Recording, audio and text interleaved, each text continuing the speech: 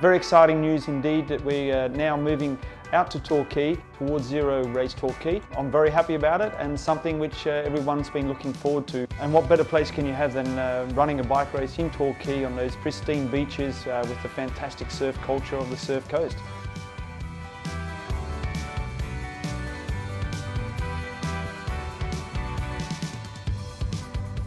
Having a Towards Zero race out on the surf coast, close to Geelong and where all the teams are based, is going to be really exciting for them, as it ticks all the performance boxes that they need to acquire. The teams enjoy their time around Torquay and in around Geelong, so to be able to ride the Great Ocean Road on their training rides in their preparation for the Thursday and for the weekend, it's just going to be sublime. And just can't wait.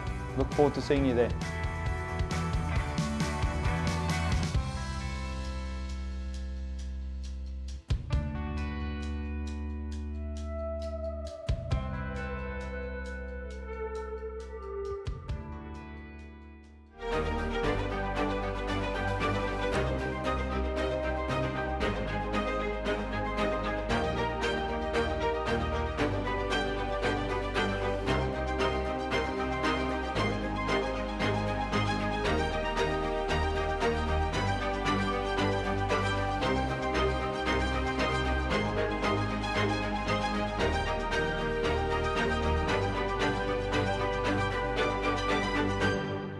Hello and welcome to Towards Zero Race Torquay. This is all part of a big weekend of racing for the Cadel Evans at Great Ocean Road Race. Matthew Keenan with you, joined by David McKenzie. And David, today is racing through a postcard. Absolutely.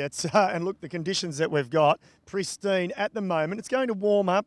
Will the wind whip up as well? There's a few factors to play, but lovely spot for a bike race. And this is the area where Cadel spent so much of his pre-season preparing for the Tour de France, which he won, of course, in 2011. Yeah, look, he knows these roads well, and so it's only fitting in some ways, a race, a weekend that's named after him. It's his event.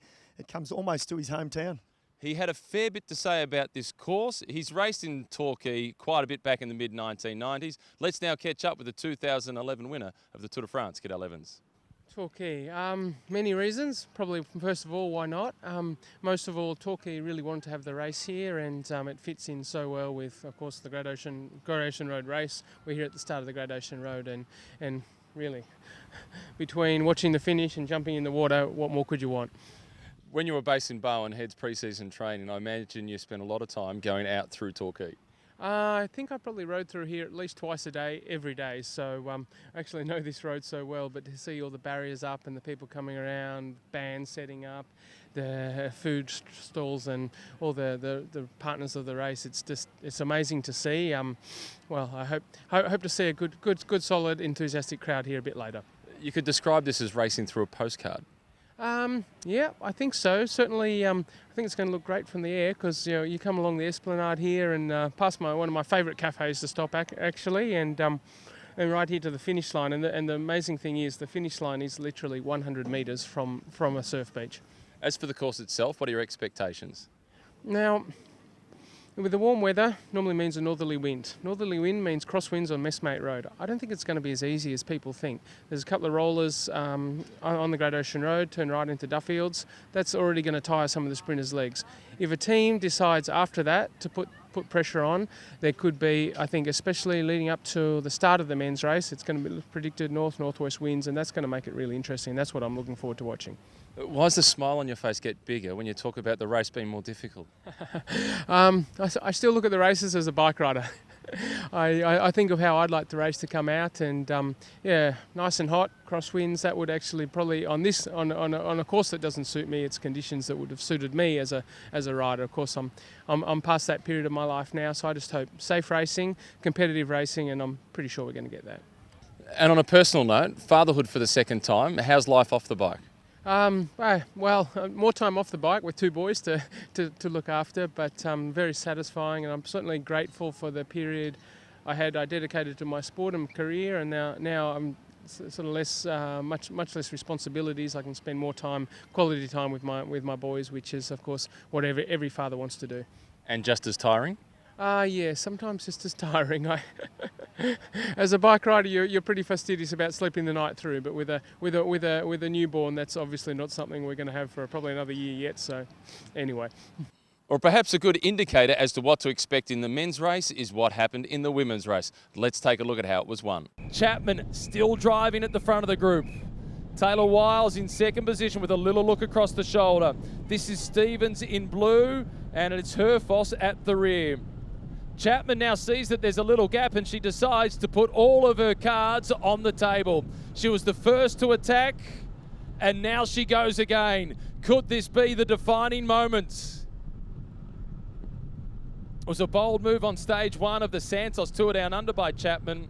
With 20 kilometres remaining, she had an advantage of 2 minutes and 50 seconds. She was caught with just 800 metres to go. 2 years ago, she managed to hold off none other than Annemiek van Vleuten, and that was for victory at the Herald Sun Tour. Stevens takes up the chase. Wiles in second spot, Herfoss at the rear. They start to look at each other. This is good news for Chapman. Fortune favours the brave. Wiles now attacks out of the group. Is it enough to open up the gap? Herfoss and Stevens scurrying to try and pick up the wheel of Taylor Wiles. Chapman in the distance. The finish line a little bit more than 1 kilometre away. And the Peloton still closing in. They're less than 30 seconds behind. Here they are. Who's doing the chasing? It looks like it's the red colours of the Sunweb team at the front. Trek Segafredo trying to move to the front, positioning Hentala, but hoping that it's Taylor Wiles who can win. Amanda Spratt, she's drifted to the back. She's gotten herself out of the danger spots. Stevens catching Taylor Wiles. Herfoss still at the rear. 1 kilometre remaining. Through the red kite, and it's Brodie Chapman who is all on her own.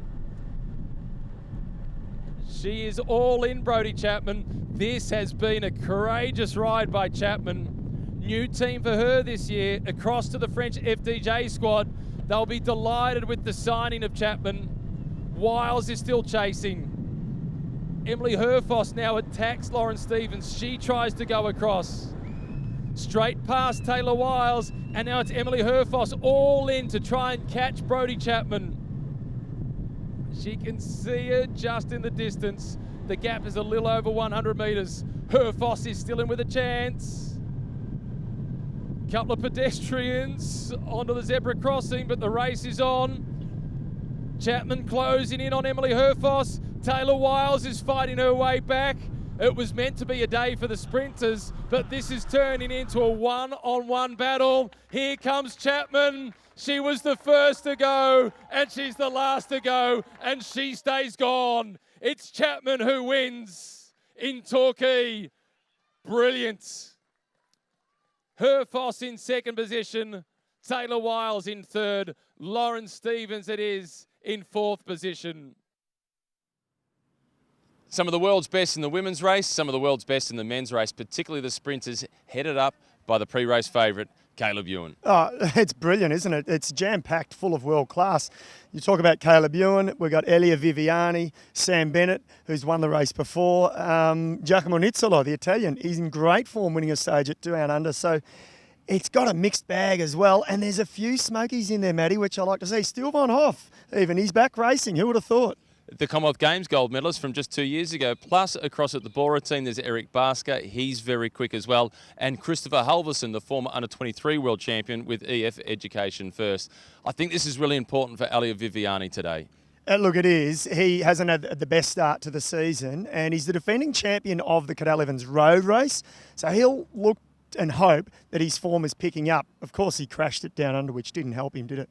As for the course, I think the course suits all of those riders that we've mentioned. I can't work out which one it actually favours. It's 13.3 kilometres per lap, 10 laps for the men. Who do you think it favours?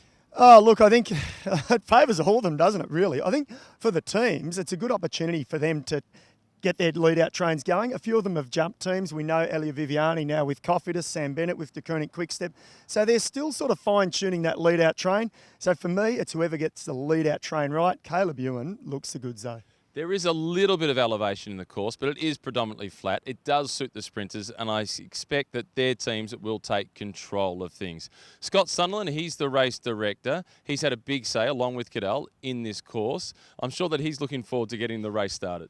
Look, I think they're excited about the new course. It's a longer course, as we know, 13 odd kilometres, and I think it just mixes it up. It's a little bit like a kermesse, and on the really small point, it does give the non-sprinters an opportunity.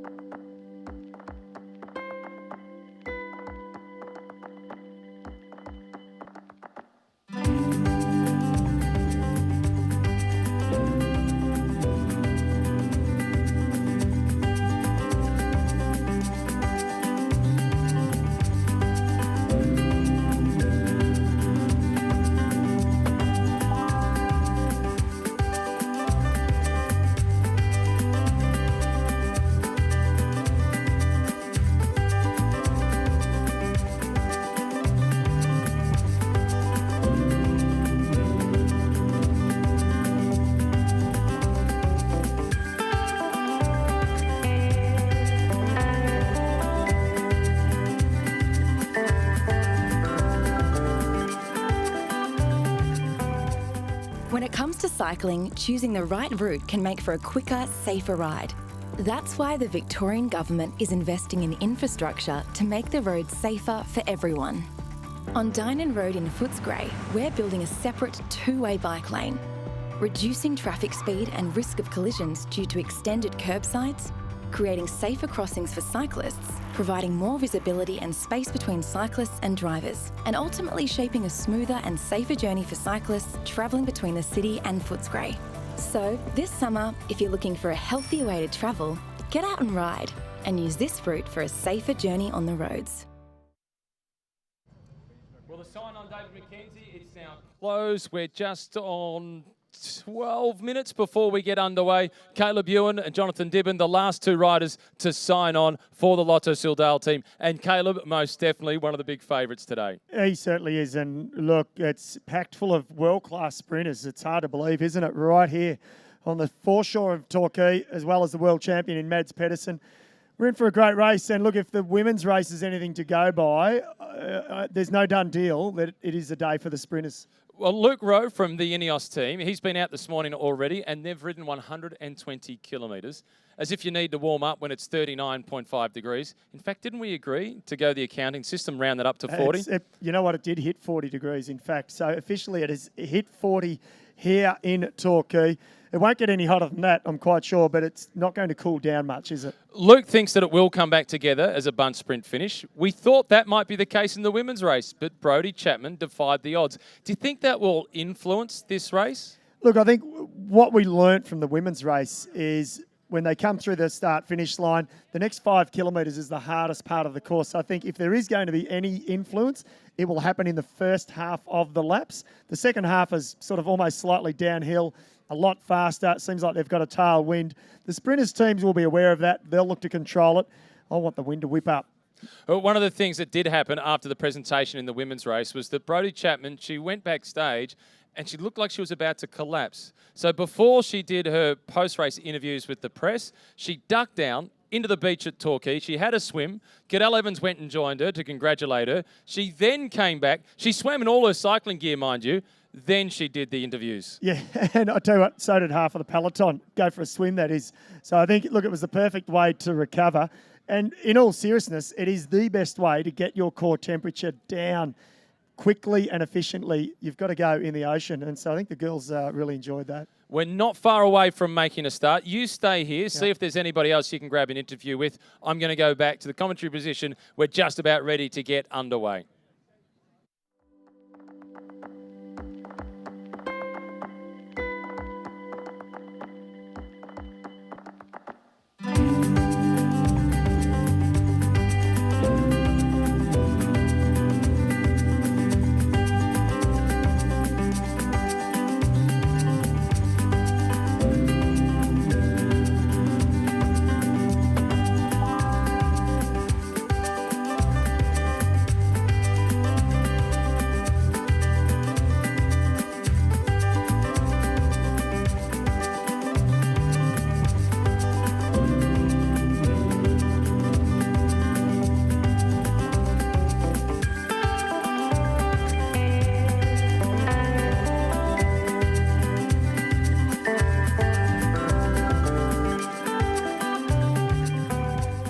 When it comes to cycling, choosing the right route can make for a quicker, safer ride. That's why the Victorian Government is investing in infrastructure to make the roads safer for everyone. On Dynon Road in Footscray, we're building a separate two-way bike lane, reducing traffic speed and risk of collisions due to extended curbsides, creating safer crossings for cyclists, providing more visibility and space between cyclists and drivers, and ultimately shaping a smoother and safer journey for cyclists travelling between the city and Footscray. So, this summer, if you're looking for a healthier way to travel, get out and ride and use this route for a safer journey on the roads. Well, behind me, the riders now getting ready and organised for this Towards Zero race Torquay. As we said, warm conditions. We saw a fantastic women's race. It really unfolded in the second half. I expect that to happen in the men's race as well. With the warm conditions, they're going to go through a lot of fluid. They won't eat too much, but they'll certainly be going through bidden after bidden, lap after lap. We really do think it's a day for the sprinters. The men's race, unlike the women's, it's jam-packed full of sprinters and world class at that. Caleb Ewan for Lotto Soudal. Caden Groves, watch that name for Mitchelton Scott. Sam Bennett for DeConing Quickstep. He's already got a win on the board for his new team. I mentioned Elia Viviani. And we've got the world champion, Mads Pedersen for Trek Segafredo. He's not an out-and-out sprinter. And as Kunda Court pointed out, his teammate, he prefers the cooler climate racing than the warmer conditions. But what a field we've got here. It is absolutely exceptional. 10 laps, 130 kilometres, the elite men. So it's two more than the women's race. And again, those temperatures, I don't think it's going to drop too much below 35, 36 degrees by the end of the race. And another name to look out for, as Matt and I just mentioned, Giacomo Nizzolo. He won a stage of Tour Down Under just last week, riding for the NTT squad, Africa's only World Tour team. So we're looking forward to it. It's going to be an exciting race. And will the sprinters get their day, or will it be a day for the opportunists? We'll find out. Well, it's still 8 minutes before we make a start, David McKenzie. Some of the riders are already making their way up towards the start line. We have got a few riders that we will bring right on to the front of the grid before we get underway for Towards Zero race Torquay. It's 130 kilometres, 133 kilometres for the men's race. It was 106 for the women's race, and the breakaway defied the odds. It was a group of four in the end that disputed the finish, and it was Brodie Chapman from FDJ who took out the win. A couple of the local teams, the Quarter Mentha Real Estate Australian national team, they're here with Steele Von Hoff, who's the current Commonwealth Games gold medalist. They've got a couple of quick finishes on that team. In particular, the appropriately named Blake Quick could very well be one to watch. As we spoke earlier on, David, to Luke Rowe, the Ineos team, they've already been out training this morning, done somewhere in the vicinity of 120 kilometres. A nice, gentle start to the day. Yeah, it's part of the life of a professional cyclist, isn't it, Matt? You've got to get the early Ks in, or get the kilometres in early in the season. So as much as they treat this race serious, they also treat their time out here in Australia as one big training camp. A little bit of racing, plenty of kilometres in the bank, and a lot of the kilometres they do here will get them through the first half of the season. Obviously, they go back to Europe. They bunny hop their way back to Europe with maybe one or two other races in the UAE. But this sets a bit of a foundation for a lot of the European riders. They get back to Europe, and then the racing really comes short very quickly indeed. Obviously, a full calendar now goes from January to December almost, doesn't it? It does. 114 riders on the start line today. Most of the riders you see on the start line today, you will see in action on Sunday in the 6th edition of the Cadel Evans Great Ocean Road Race. 2015, that was the last ever race for Cadel, and in his final race, he finished in 5th position whilst paying attention to where the officials would place the barricades and working out how he can make the race even better, which each year, somehow, Visit Victoria, in conjunction with Cadel, have managed to do so.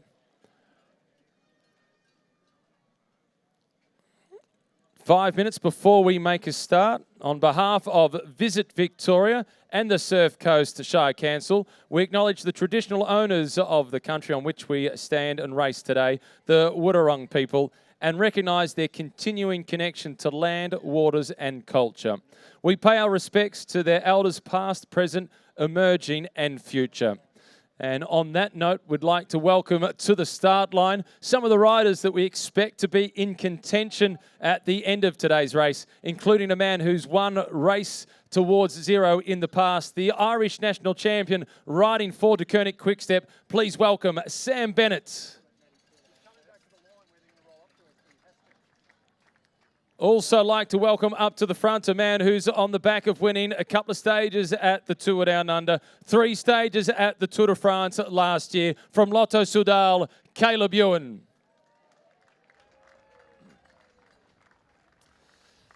We saw him before. He wears the rainbow jersey all the way from Denmark, riding for Trek Segafredo. It is the world champion. Please welcome Mads Pedersen. For the Israel Startup Nation, it is the big German who's been an 11-time stage winner at the Tour de France, 18-time stage winner at the Tour Down Under, a race he's won twice. Please put your hands together for Andre Greipel.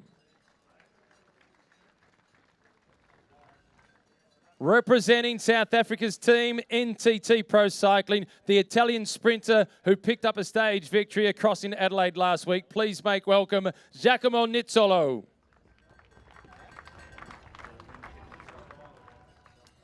And from the Mitchelton Scott team, the South African national champion, 2-time winner of the Tour Down Under, stage winner at the Tour de France. Put your hands together for Daryl Impey.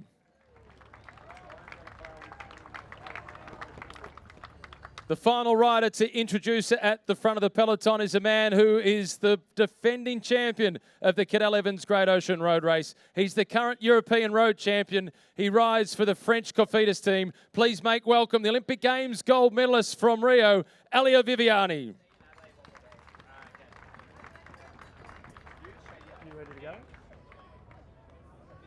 Well, great to have such a lineup here, Matt. I might try and get a quick grab with a couple of the riders if I can. Caleb, firstly to you. We missed you at sign-on. You're a little bit late this afternoon. No, I signed on. You got it done, only just. How are you feeling? It's been a good start of the year, hasn't it?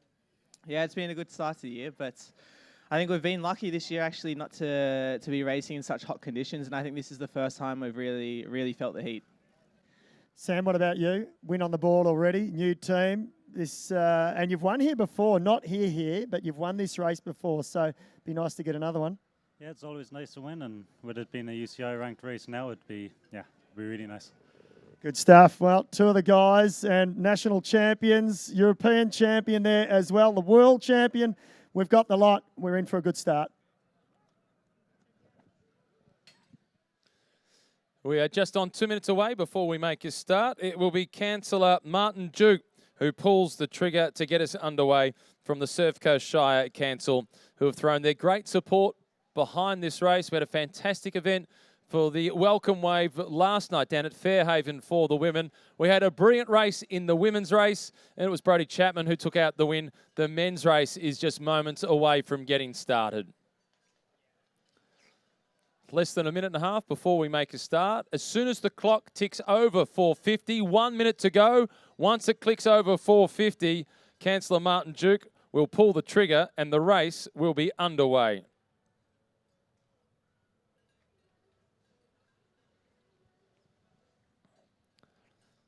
A few relaxed riders down the back of the peloton having a casual chat. Roger Kluger amongst them, looking very at ease.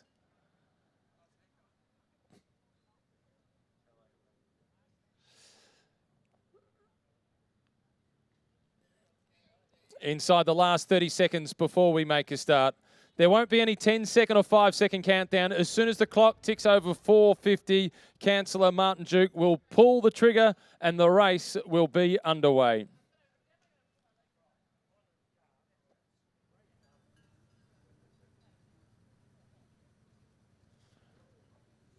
We are just about ready to go.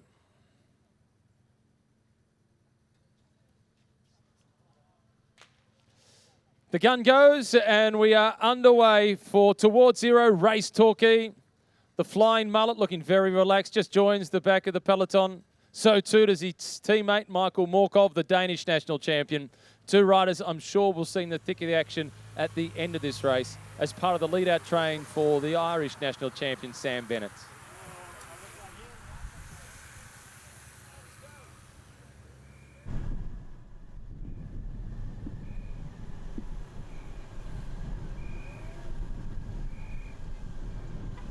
Nice gentle start as they make the right-hand turn onto Bell Street, heading down towards the Great Ocean Road where they'll make a left-hand turn over the bridge and past the Torquay Golf Course.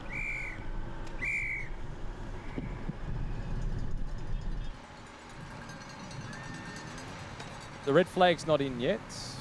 Scott Sunderland, the race director. Once that flag goes in and Scott gets back into the air-conditioned car, courtesy of Lexus of Blackburn, then the racing will be underway.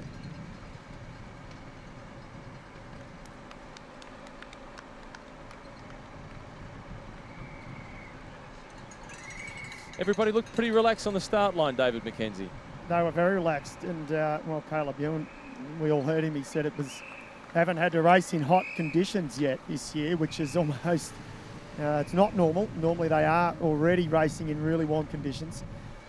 Look, if anything, as I said before, it's not going to get any hotter. Will drop off a couple of degrees. I think it will make a small difference compared to the women's. The temperature just kept rising throughout their race. So, but I think what we will see here is an aggressive race. I don't think we'll see any slow laps at all. I think it'll be aggressive. There'll be teams who don't have really a designated sprinter. They'll look for the attack, and they'll look for that early move, and they will have seen the result and heard about what happened in the women's race, and they will start to get a bit more motivated than what they may have been, thinking, okay, maybe a break can survive. The flag goes in to get the race officially underway, and the first team at the front, this is good to see, this is Team Bridge Lane, the local domestic team that gets a chance against the World Tour squads. Well, not surprising, is it? We're already going to see the first attack come immediately in Bridge Lane there. And what I'll be interested to see as they make that drag, and you can see the ocean in the background there, just a glimpse of it. It is a bit of a drag up here. The feed zone is not too much further along here, and then they'll make that right-hand turn, but it's all uphill, the first sort of kilometre or so there from when the flag came in. Oh, you're right. It's full gas right from the very start. The rider in second position, it looks like the little French climber, Kenny Alisson. And these climbs are not hard enough for Kenny Alisson, but he's going to put himself in the mix, that's for sure. And already just a small little gap there. Not much happening. They're all looking over their shoulder. They want something to break immediately. Sprinters teams, though, they'll be happy to let something go, but they'll be selective in what they let go and selective in the number of riders that go in the break, or at least I expect them to be. They'll be wanting to make it manageable. This is Andre Greipel at the back of the group, and he started right at the front, so it shows how quickly things can change. Andre just trying to get the big, slightly more mature engine rolling. I won't say old. I know, I think I said to him last week, I interviewed him on one of the days and said, you're coming towards, well, you're in the latter part of your career. I was careful with my choice of words, but he took it okay. That was a good back pedal. You're coming towards the latter part. Exactly. I sort of started saying it and thought, well, hang on, I'm digging holes for myself here. But he's a champion. He's an absolute giant of the sprints, has been. He's won stages just about in every bike race he's been in, Andre Greipel, and it's a real pleasure to have him still in the peloton, isn't it? He's kicking and gouging a little bit over that pinch. He's on the wheel of Jonathan Dibben from Lotto Soudal, and Andre's career has been one that those of us that have been able to follow it throughout the majority of his career have really enjoyed watching. Let's not forget that he went from being the understudy to Mark Cavendish and being in his shadows at HTC before going across the team we now know as Lotto Soudal and saying, you know what, I can be number one. Yeah, it was a good move, good decision, and it was always it was never going to end. It was never going to work, really, I should say, when he was at that team with Mark Cavendish, two world-class sprinters, both wanting to forge their own careers. And so Greipel, he made a good move, and it was a good move, and it was equally as good for Lotto Soudal. Well, this morning, Cadel Evans said that he hopes that he sees an aggressive race. He'll be happy with what he sees now. Yeah, I think this course, it's got a little bit of everything. And these little rises here, I think, already lap 1. Imagine in another 6 laps time, Matt, I think we're going to see a couple of splits here and there. And again, I know it's calling it early, but there are no guarantees, because if you get it hard enough through this section here, look at this, towards the back of the peloton, this is what we're talking about. Strung out, it's probably a 300 to 400 metre gap from the front of the peloton to the very rear. So there is a day for the opportunists here. Well, there is no way they can maintain this momentum for 130 kilometres. But if you're one of the riders from Quartermentha or Team Bridge Lane and you think, this is my first chance to race at this level, these opening couple of kilometres would be a huge shock to the system.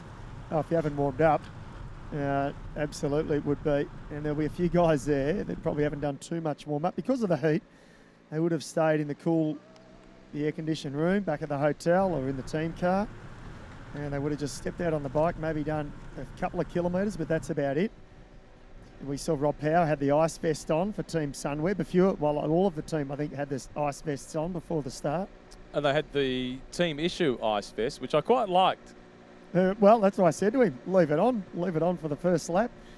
Let it cool down and then flick it off at the feed zone. Wouldn't be a bad idea. If there wasn't that climb right at the very start, he might have. Well, I'm wondering, it's ice, frozen ice in those vests built in. It's probably only, maybe 2 kilos, I guess, extra weight. Looks like that might be Larry Warbass at the front, the former American national champion for AG2R Le Mondial. He's got bandages on his knee. Yeah, well, it's either him or one of his teammates. And just trying to get something moving here. And AG2R Le Mondial, no real sprinter, Matt, that I think can challenge some of the other riders. So maybe this is a day for them to go on the attack, try and force something. Well, the motorbike carrying our camera in Moto 1, it is being told by the race commissaires to stay a long way forward of the race. So we can't get great images in terms of being up close and identifying riders, but they're being pushed forward because the race is so fast. Yes, well, not at the moment, not until it settles down or a breakaway goes will the cameras be allowed to get a little bit closer. Side on view, they can do that. That's not giving any assistance to the riders, and they're all panned down the left, or they were. So it is really fast start here, and we've got that clock ticking. So I'll be interested to see what this first lap time is.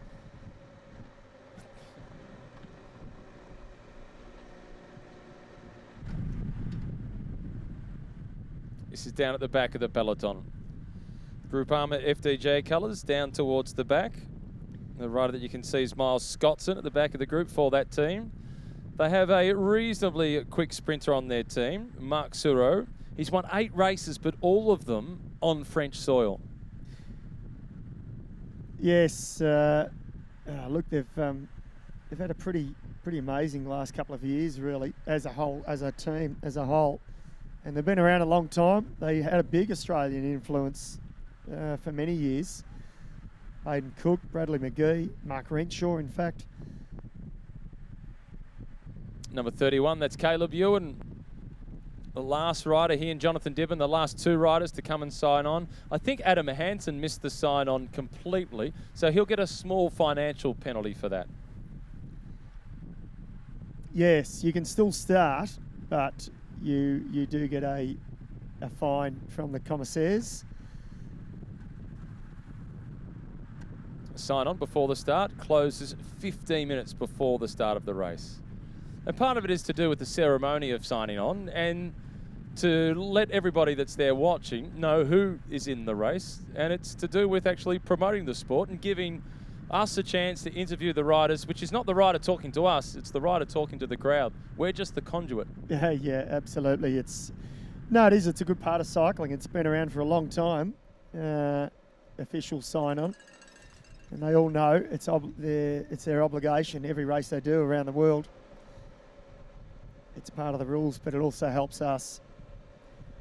Peloton, they don't need any helping hand to get motivated this afternoon. They are absolutely going for it. We have been racing for just on 10 minutes.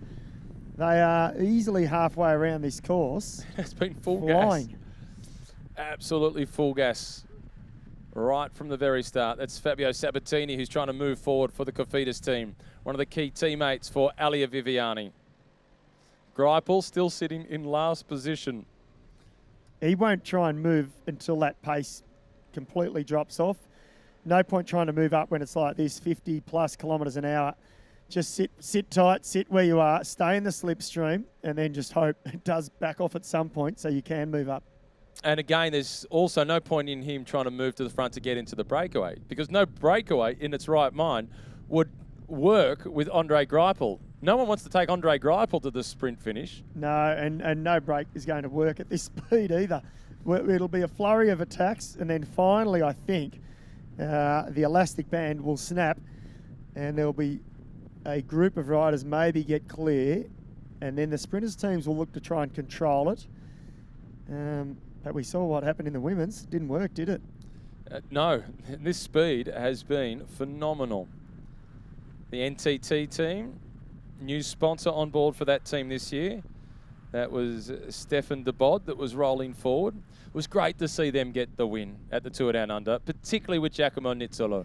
I was absolutely wrapped, and we talked about it before, but look, I've been, I think the last 12 months, Matt, you and I worked together on a number of cycling events, mostly here, but a couple overseas as well, and I was a little bit critical of them, I think, in one of the Grand Tours, and they hadn't had much success for about a 12-month period, and I'll be equally as complimentary as I am critical of them. So I really wanted them to get a result, and it's good that they have now. New sponsor, same management team, slightly changed management team, but it still is Africa's only World Tour squad. So I think it's important for those teams to succeed. It's important not just for them, obviously, but it's important for the sport, isn't it?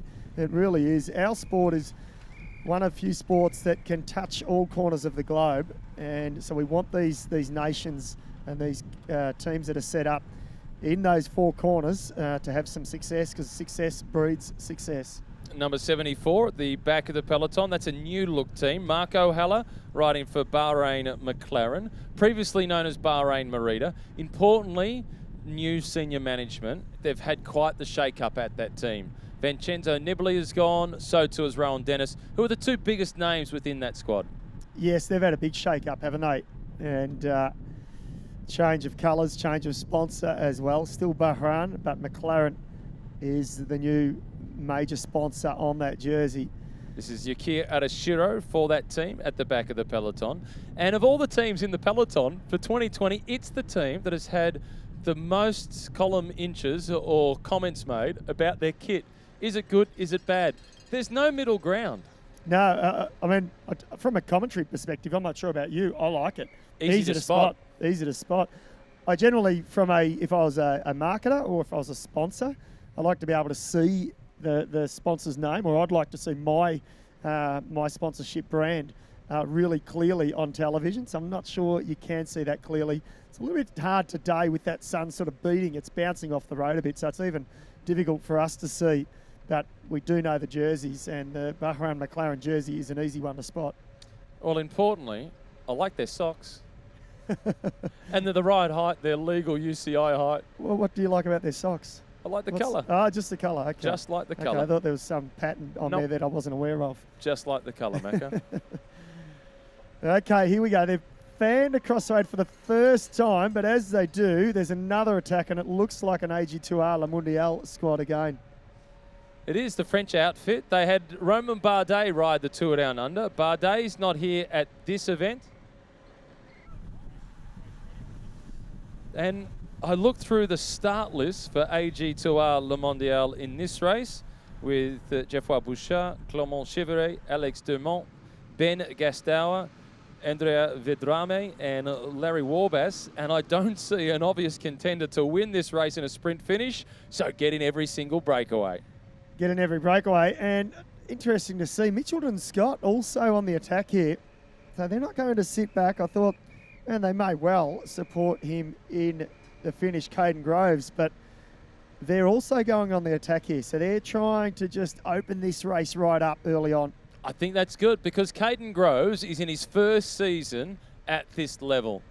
and he is a good sprinter, but he hasn't proven himself against Bennett, Caleb Ewan, these guys. Yeah. So take the pressure off the team, put a rider in the breakaway. Caden can sit back without knowing that his team has spent the day chasing, and then put his toe in the water, test himself against those quick guys. Yeah, it is a good decision. That's right. And take the pressure off him as well by doing that, so he doesn't feel that intense pressure if suddenly he's got his whole team on the front riding tempo. It'd be silly to do that when you've got the likes of Caleb Ewan, Sam Bennett. Of course, Bennett won the Towards Zero race Melbourne 2 years ago, I think it was now, 2 years ago. He's joined De Koning Quick-Step. He won the opening road stage of Tour Down Under. He's won stages of the Vuelta, stages of the Giro d'Italia. Such a familiar pattern to see a sprinter leave one team, join De Koning Quick-Step, and win straight away. And it makes you wonder, what does the year lie ahead for Sam Bennett? He would be hoping, just like every other sprinter that has been at De Koning Quick-Step, he will have the success that they've had. Lotto Soudal, the team of Caleb Ewan at the front. Thomas de Gent controlling the tempo at the front of the peloton. He was Thomas de Great into Saint Etienne last year at the Tour de France. What a phenomenal breakaway that was. It was one of the best, wasn't it? And there's been a few bests by Thomas de Gent. He is absolutely one of the greatest opportunistic riders that we've ever seen. There's been a few through the generations, but certainly of his generation, he is the best.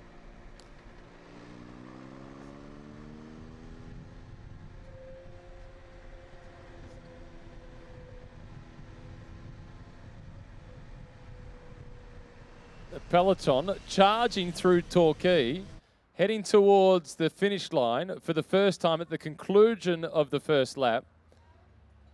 The tempo has been electric, and the world champion of the rainbow jersey, Mads Pedersen, right at the front, right from the very beginning. But it was Ben Hill leading them across. 13.3 kilometres in 17 minutes. So 17 minutes, Matt, to do 13 kilometres. That is how fast they have just ridden that first lap.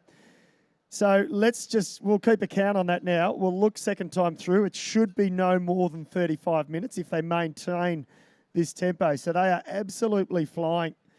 And I think all made it through safely, that right-hand turn, which is a good sign. We saw the women's race. They had, I think, a bit of a crash there the first couple of laps. So all the men made it through, and still no breakaway here. If they lap at 17 minutes, nothing will get away. How can you possibly break away from a peloton that is going that quickly? EF Education first in the pink colours up towards the fronts. Mitch Docker and Lockie Morton raising more than $8,000 for the bushfire appeal in South Australia, going directly to the Salvos. Yeah, it was absolutely brilliant, wasn't it? And Lockie Morton as well. Before Christmas, he flew back from the States, I think from his base. He was staying somewhere down near Wollongong, and he saw all the smoke haze from the fires that were burning. So he put out messages on his social media and via his team and said, anyone who raises minimum $500 within this radius, I'll come to your town and I'll do your local shop ride or group ride. I think he did 8 days straight, and he raised over $20,000. So it was pretty impressive. And then, as Matt pointed out, raised another $8,000 with Mitch Docker with the shave off during Tour Down Under. So that was really great. The guys have gone above and beyond for a good cause. Peloton now, Team Ineos on the attack as well. All teams trying to get involved. And the problem is they're getting involved in just a fast race at the moment because there's no break being established with the tempo at this speed. The cord has to fray and snap at some point, surely. Maybe. You'd think so. I mean, I think what this course offers more so than the race Melbourne, it's not flat. It's not completely flat. The second half is fairly quick and flat, but this section here, this is where if we're going to see a break get clear, it'll happen in the next few kilometres. Maybe not this lap, but maybe in a couple of laps' time. It'd take a good pair of hands to be able to collect a water bottle through this feed zone. They put it on the uphill section as they go past the RACV club on the left and the Torquay golf course, but they're still going mid-30s, perhaps high 30s. I'd say higher. Yeah, they're flying. uphill. This is 133 kilometres, this race. This is what I love about shorter races. We so often hear the argument about gender equality in the sport and making women's races longer, like the men's races. I'm all for gender equality. Let's make the men's races shorter so they're more aggressive and entertaining. And we get more races like we just saw in the women's race, which was on the whole way through. Could not agree with you more. It's, yeah, absolutely. And look, in some of the Grand Tours and stage races, they have the odd short day. We love them, and they're a commentator's joy. They're a spectator's joy. And when it's live coverage, it is absolutely fantastic. And the riders are more motivated. You know, when it's a 130 kilometre race like today, imagine if this was a 240 kilometre race. The motivation's just a little bit less. You still get riders eager to get in the moves, but gee, it is raced from kilometre 0 to the final kilometre. And there's still a place for those longer races. The Spring Classics, the Monuments, Tour of Flanders, Milan-San Remo, Paris-Roubaix, Liège-Bastogne-Liège, Giro-Lombardia. There's still a place for those events. But for the sport to continue to grow, to attract the attention particularly of younger viewers and potentially people to get interested in participating in the sport, these slightly shorter races, I think, do the sport better in terms of marketing and promoting cycling. Yes, couldn't agree more. It's very true. And look, the riders enjoy it too. And you can see here, there's probably a few that aren't enjoying this at the moment just because it's very, very fast, but there's plenty of riders on the attack and we're seeing multiple teams. Physically, shorter is often harder because of the high intensity. Yeah, You know yourself, often those shorter training rides that you did were more taxing than the long endurance-based rides that you did. Oh yeah, and this is on now. The way they're going through these dippers here, it is single file almost down the left there. Riders really under pressure. Now it backs off a little bit. Peloton now starts to just bunch up ever so slightly at the front there, but the riders at the back, it's like a slingshot. Well, they're not easing up because at the front, now it's EF Education first, Mitchelton Scott, AG2R Le Mondial. I think Team Sunweb are getting amongst the action as well. So multiple teams. Lotto Soudal, De Koning Quickstep, two teams not at the front at the moment trying to go with the attacks. Why, you may ask? It's, of course, because they've got the riders of their sprinters, Sam Bennett and, of course, Caleb Ewan. And I'd imagine Team Cofidis, similar story for them. Still no breakaway, sticking at the front despite the infernal speed. It's not just the heat of Torquay that is hot, it is the tempo within this race.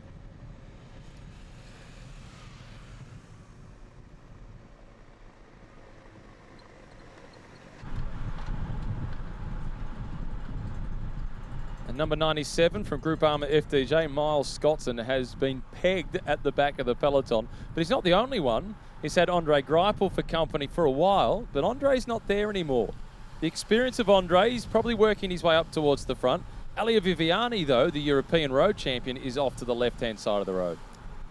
Yes, and I think one thing's for sure, the post-race interviews with the riders, and I'm sure there'll be debrief at the hotel tonight. They'll say it was hard. The heat, the speed. We've got our first break of the day by the looks of it. Now we've got a bit of a gap. Bahrain McLaren. There's a Mitchelton Scott rider. EF Education first. Team Sunweb. And the last rider, I think it was AG2R. The Sunweb rider looked like the familiar figure of Rob Power. The way the elbows are in that position where they're kind of not straight, they're not bent. They're halfway there. They almost look bowed. And number 102, it certainly is Rob Power who is in the move. In the pink colours, it is Nielsen Powless, the young American, really solid climber. Also there is Nick Schiltz for Mitchelton Scott. That's Nick that just eases his way out of the saddle. Also in the move, it's Herman Pernsteiner from Bahrain McLaren. He's an exceptional climber. And Clément Cheveret is number 82 for AG2R Le Mondial. And they're all pretty keen to rotate turns at the moment. It's a pretty solid group there. Pernsteiner, he was very good at the Vuelta a España last year. He sort of faded in the last couple of days, but he was riding a high general classification. Nick Schultz, no surprises to see the Australian in the break. This is his role amongst that team, other than sitting on the front of the peloton when he's needed. Rob Power, he's just got motivation. And again, it is great to see him finally feeling like he's on his feet again and racing at the top level.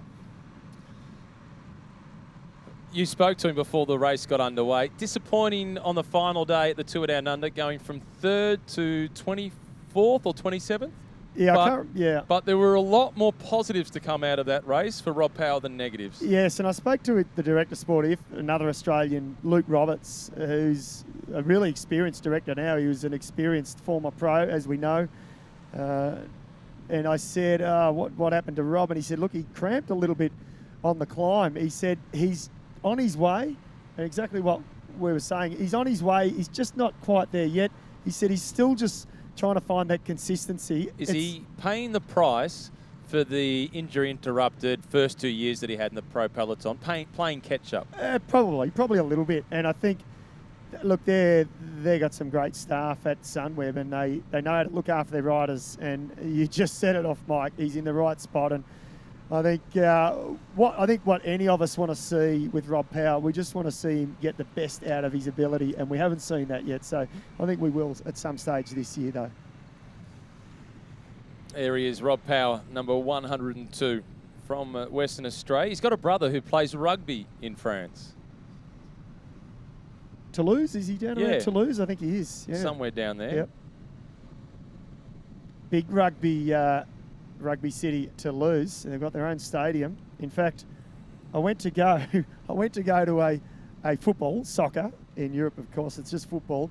I went to go to a soccer match. One of my colleagues who lives in that area, of course, drove us to the rugby pitch.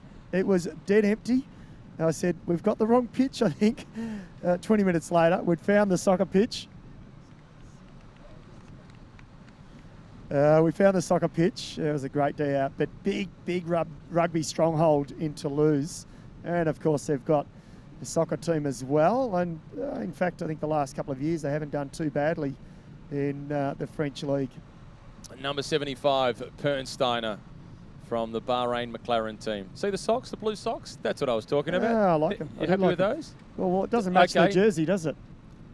Put your colours on the mask. Yes or no for the kit? Oh, no, the kit I like. Okay. Yeah, totally. Yeah. No, I'll go. I like it because it stands out. Yes, so do I. And you see here, Ineos, Sunweb, even Cofidis, there's a lot of red there. And from a distance, it can be quite easy to get it wrong. So Bahrain McLaren, there's no real team that I know of in the men's peloton with those colours. The Ineos team, that was number 26 at the back. That was Dylan Van Baal. As we heard from Luke Rowe earlier on before the race got underway, they rode 120 Ks this morning. Greg Henderson, who's working with the Israel Startup Nation team, he said that their team rode 75 kilometres. It'd be nice to get a 200 kilometre day in the legs. Well, it's for a lot of the riders, a lot of the Europeans, that's how they look at it. They would say, right, today we'll get a little bit of sort of lower intensity in, 2-3 hours in the morning, race, and then absolutely helter-skelter in the afternoon. By the end of the day, hopefully we'll have somewhere in the region of 200 kilometres. They will have a rest day, I would imagine, tomorrow and obviously the next day, but they still might do 2 to 3 hours out on the bike.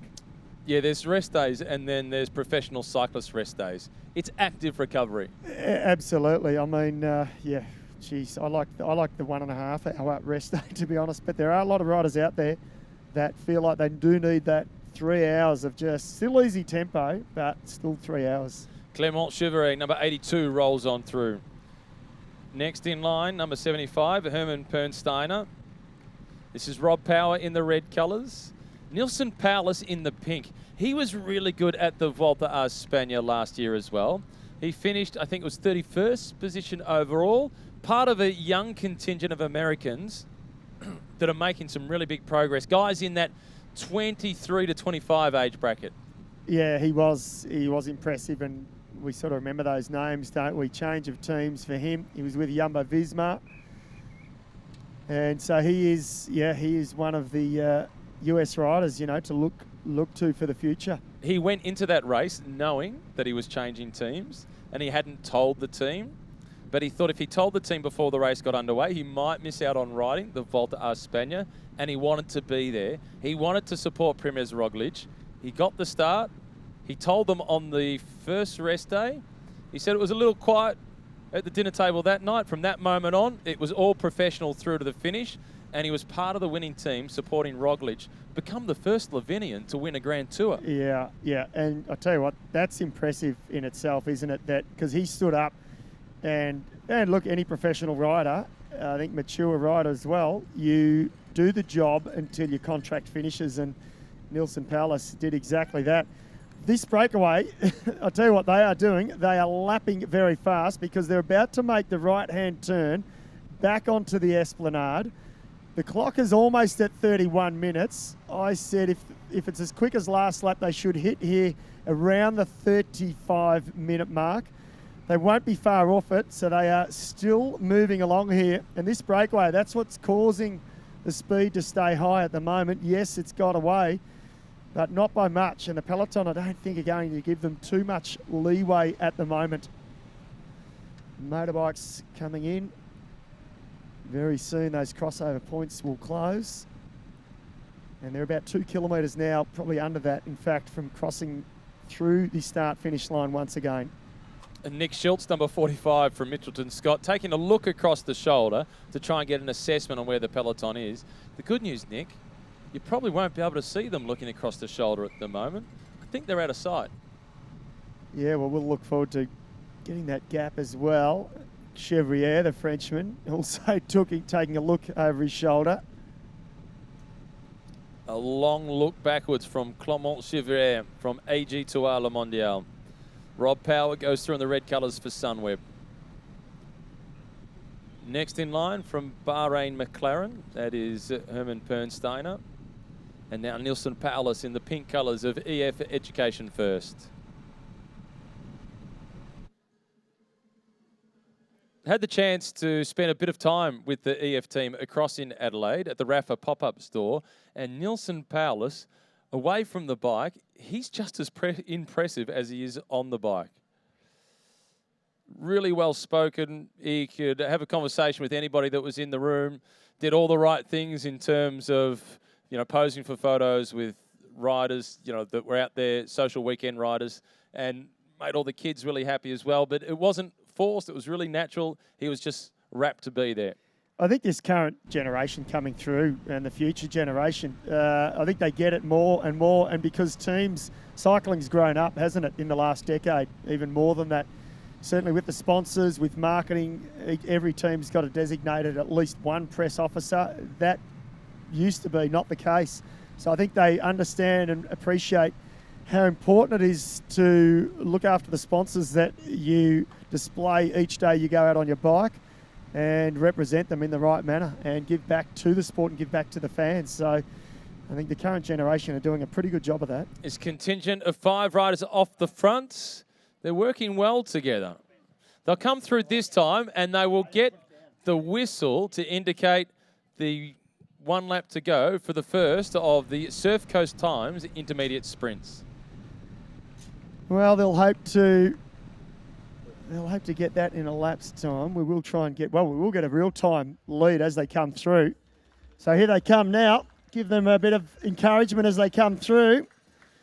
They've managed to get away.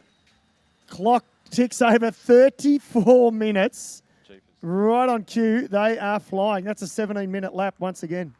The first lap was aggressive. The second lap even more aggressive. The breakaway has formed, but the peloton is just around the corner. They come into sight. This is not a particularly large gap at all for that group of 5 that are off the fronts. Let's see who's at the front of the peloton as they make their way through. The gap is 32 seconds, and they're spread across the road. I think now is the lap where the breakaway can extend their advantage. Yes, this is where they can establish that advantage. Peloton, sprinters teams, I should say, they're happy with that group out in front. It's not a big group of some 15-odd riders. Smaller group of 5, they can control it somewhat. leave them out there for a little bit, and then hope that they can drag them in later on. And because what they didn't want, like what we see on the first lap, those flurry of attacks, that is a lot harder to control for the sprinters teams.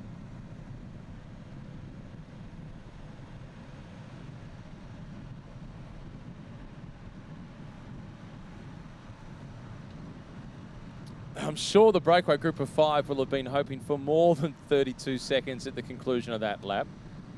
I think now is the time. This lap is their chance to extend their advantage, perhaps go out to 2 minutes on this lap. Yeah, that's what they'll look to do, and already that margin would be going up still, because we saw the peloton come through. There was no chase on really at all. So I'd imagine it would be already up to 40 odd seconds now. And these 5, they're going to work well together. I know they've got a couple of the Surf Coast times sprint classifications to go. That'll be motivation for them. And to think that they're only just over 30 minutes into this race. Absolutely flying along. They've done about 27, 28 kilometres. 2 laps down, 8 laps to go.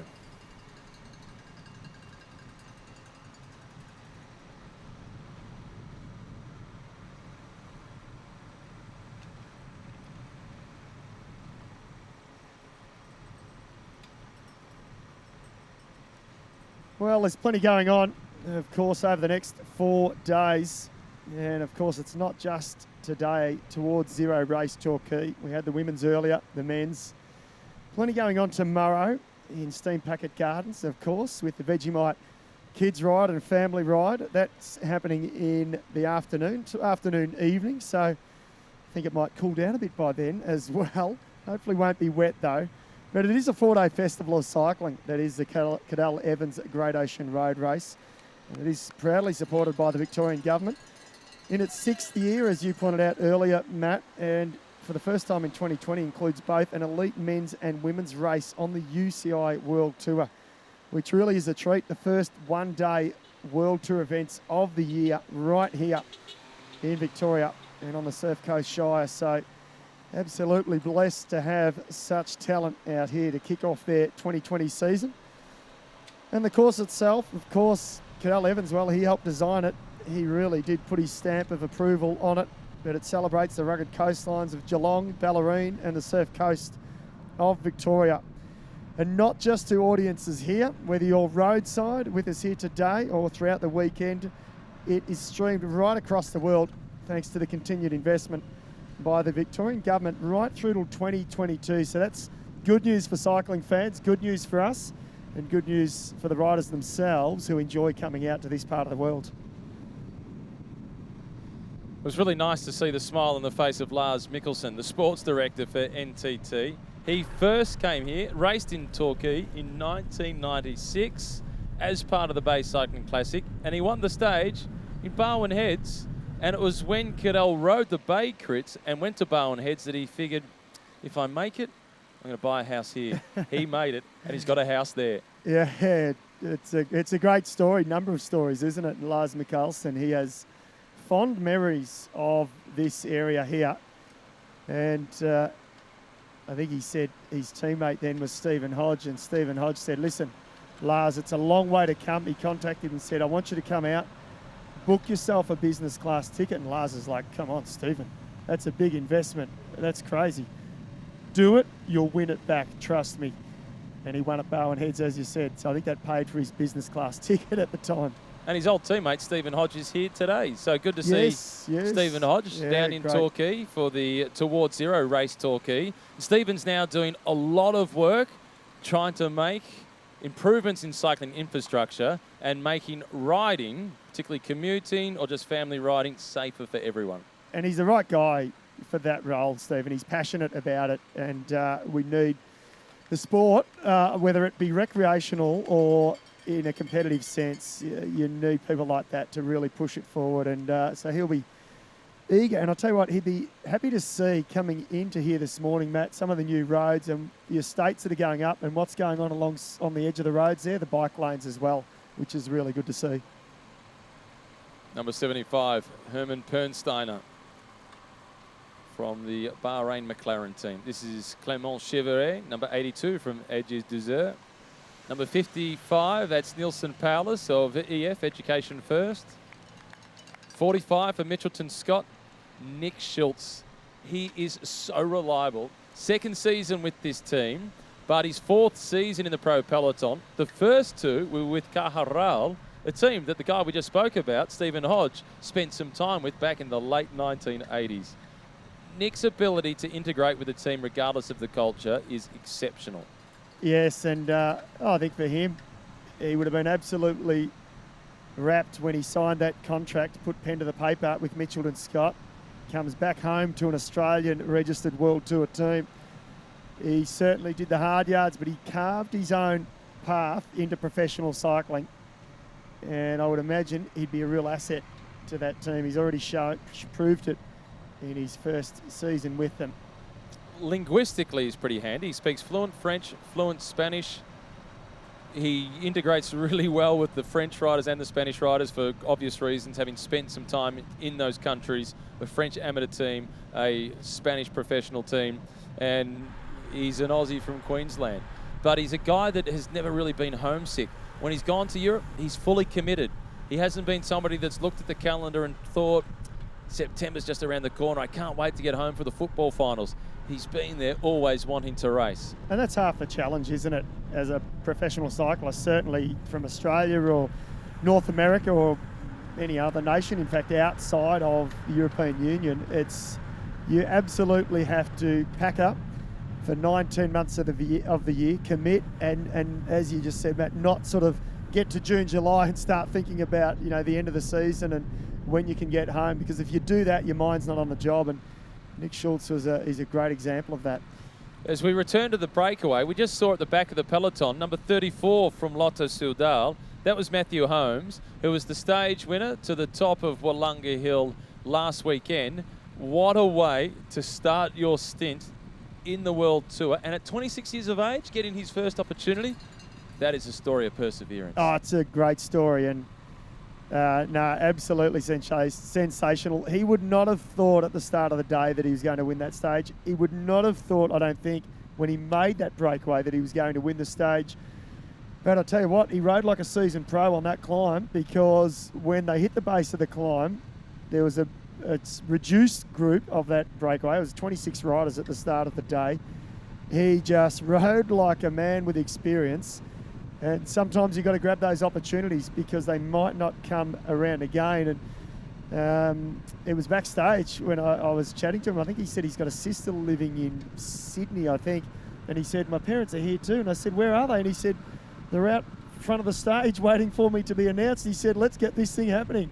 So it was a great story. And I was sitting in the hotel on post-stage when we all made the journey back to the city in Adelaide. And he walked into the foyer and into the bar area, the downstairs bar area of the hotel, and he got a big roar from a number of tables, and it was all family and friends there who greeted him. So I think they were all on a massive high after that win. What a way to start your professional career. Put the whole team on a high. Stage wins from Caleb Ewan, that's expected. From Matthew Holmes, huge and pleasant surprise. Yeah, and they're the ones I think that we all celebrate, don't we? In any sport for that matter. The underdog, the opportunist, the unexpected ones that get to stand on the top step, I think they're always nice to see. If you're one of the workhorses on the team, it's great when you see your team leader, such as Caleb Ewan, win.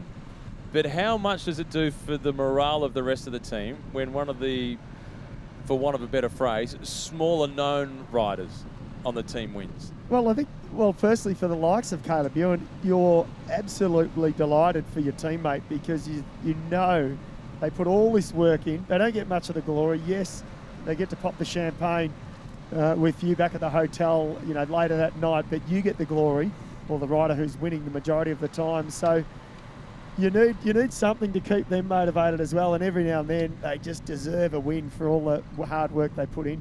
And no doubt it gives all the other guys a little bit of hope. It does, doesn't it? It gives them all a bit of hope. And I think modern teams in professional cycling, talking about before how professional cycling has grown up. It's grown up in a professional sense as well, in terms of they all know their roles.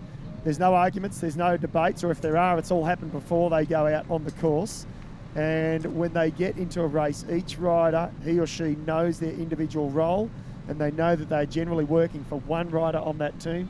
There might be a plan B, outside chance. There's been a crash. There's been a crash, Matt. It looks like AG Toile Mondial. This is at the back of the peloton. Fortunately, the race doctor is with him very quickly. Well, our camera missed that, telling that story, and then next minute I see a guy on the deck. It's number Alex 83. Domont. Alex Domont is the rider who has gone down. He looks in shock as much as anything else. Wow, that's a real shame. I just wonder if it was a touch of wheels or if it was maybe a bit of road furniture, but I can't see any at that point. Axel Domont there, not good at all. He's up though, that's the good news. He's not still lying on the deck, so that's always half a good sign. He's a little bit ginger though on the foot. I think that could be his day done. It looks like he's really bruised. His upper thigh. I think his day's done. He's not making any signs of a rider who's about to get back on his bike. Or is he? Surely not. Well, I think he might even just try and roll back to the finish line. Potentially. Yeah. The good thing is it doesn't look as if he's hit his head at all. No. Yeah, and nor broken bones. He's moved both his arms then freely, so hopefully no broken bones. Just maybe a bit of bruising, bit of gravel rash. He's trying to just lift his leg over the bike there. At this point, it's a circuit race and his chances of catching the peloton are slim to none. Is it a case of just riding back to the finish, assessing the damage and thinking about, okay, what does this mean for Sunday? That is exactly, I think, what he's trying to do. He knows, any professional cyclist knows, the best thing to do, believe it or not, if you haven't broken a bone, is to get back on the bike, even if your race is done, and if you can just ride a few kilometres, and it helps loosen up your body. He will stiffen up tonight, but if he can keep his body moving now, it will just help him a little bit. It will help a little bit with that recovery. He has got rolling. He's flicked it down into the small chain ring. So all things considered, I think Domont will be okay. He's rolling, but he's not chasing. He's doing a self-assessment. He sent the team car off to follow the race, so he's pretty confident or comfortable that he hasn't broken anything. Yeah.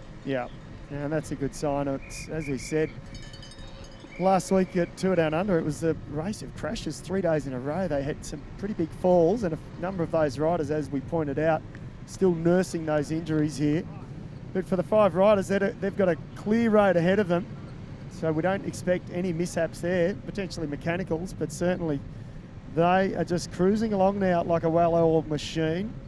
48 minutes in, so they're not even an hour into the racing. They're well and truly onto their third lap here, almost towards the end of the third lap, in fact. And when they do get through the finish line, it will be the first of the Surf Coast Times intermediate sprints. 5 men off the front. This is race Torquay towards zero, or towards zero, race Torquay. The women's race has already been contested, and it was Brodie Chapman who took out the win there. In the minor placings, it was Emily Herfoss in second position. Third place went to Taylor Wiles.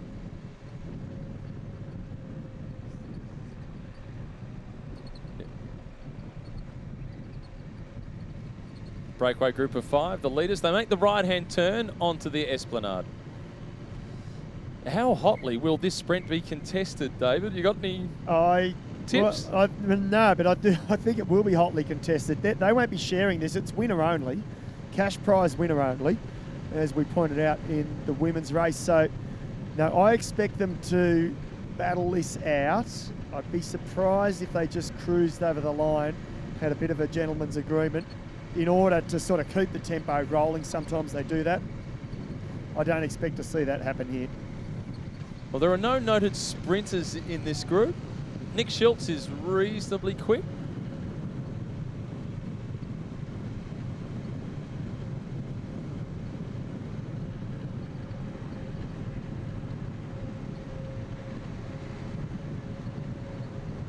They're starting to have a look across the shoulder to check on the whereabouts of the peloton before they play any cat and mouse for this intermediate sprint. It's the Surf Coast Times sprint prize, cash up for grabs. It's winner takes all in both of the intermediate sprints. And they are right on cue for another 17-minute lap, Matt. 50 minutes now. So they are lapping in about 17 minutes, possibly even quicker this time through.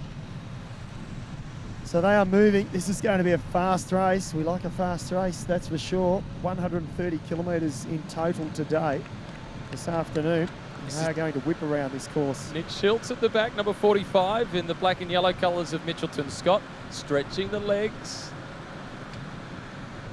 Yes, I think they'll keep rotating turns right until the last minute, maybe the last 500. There might be a long jump from a fairway out, but the thing is they're moving at speed here, so you'd really have to try and catch them by surprise from the back.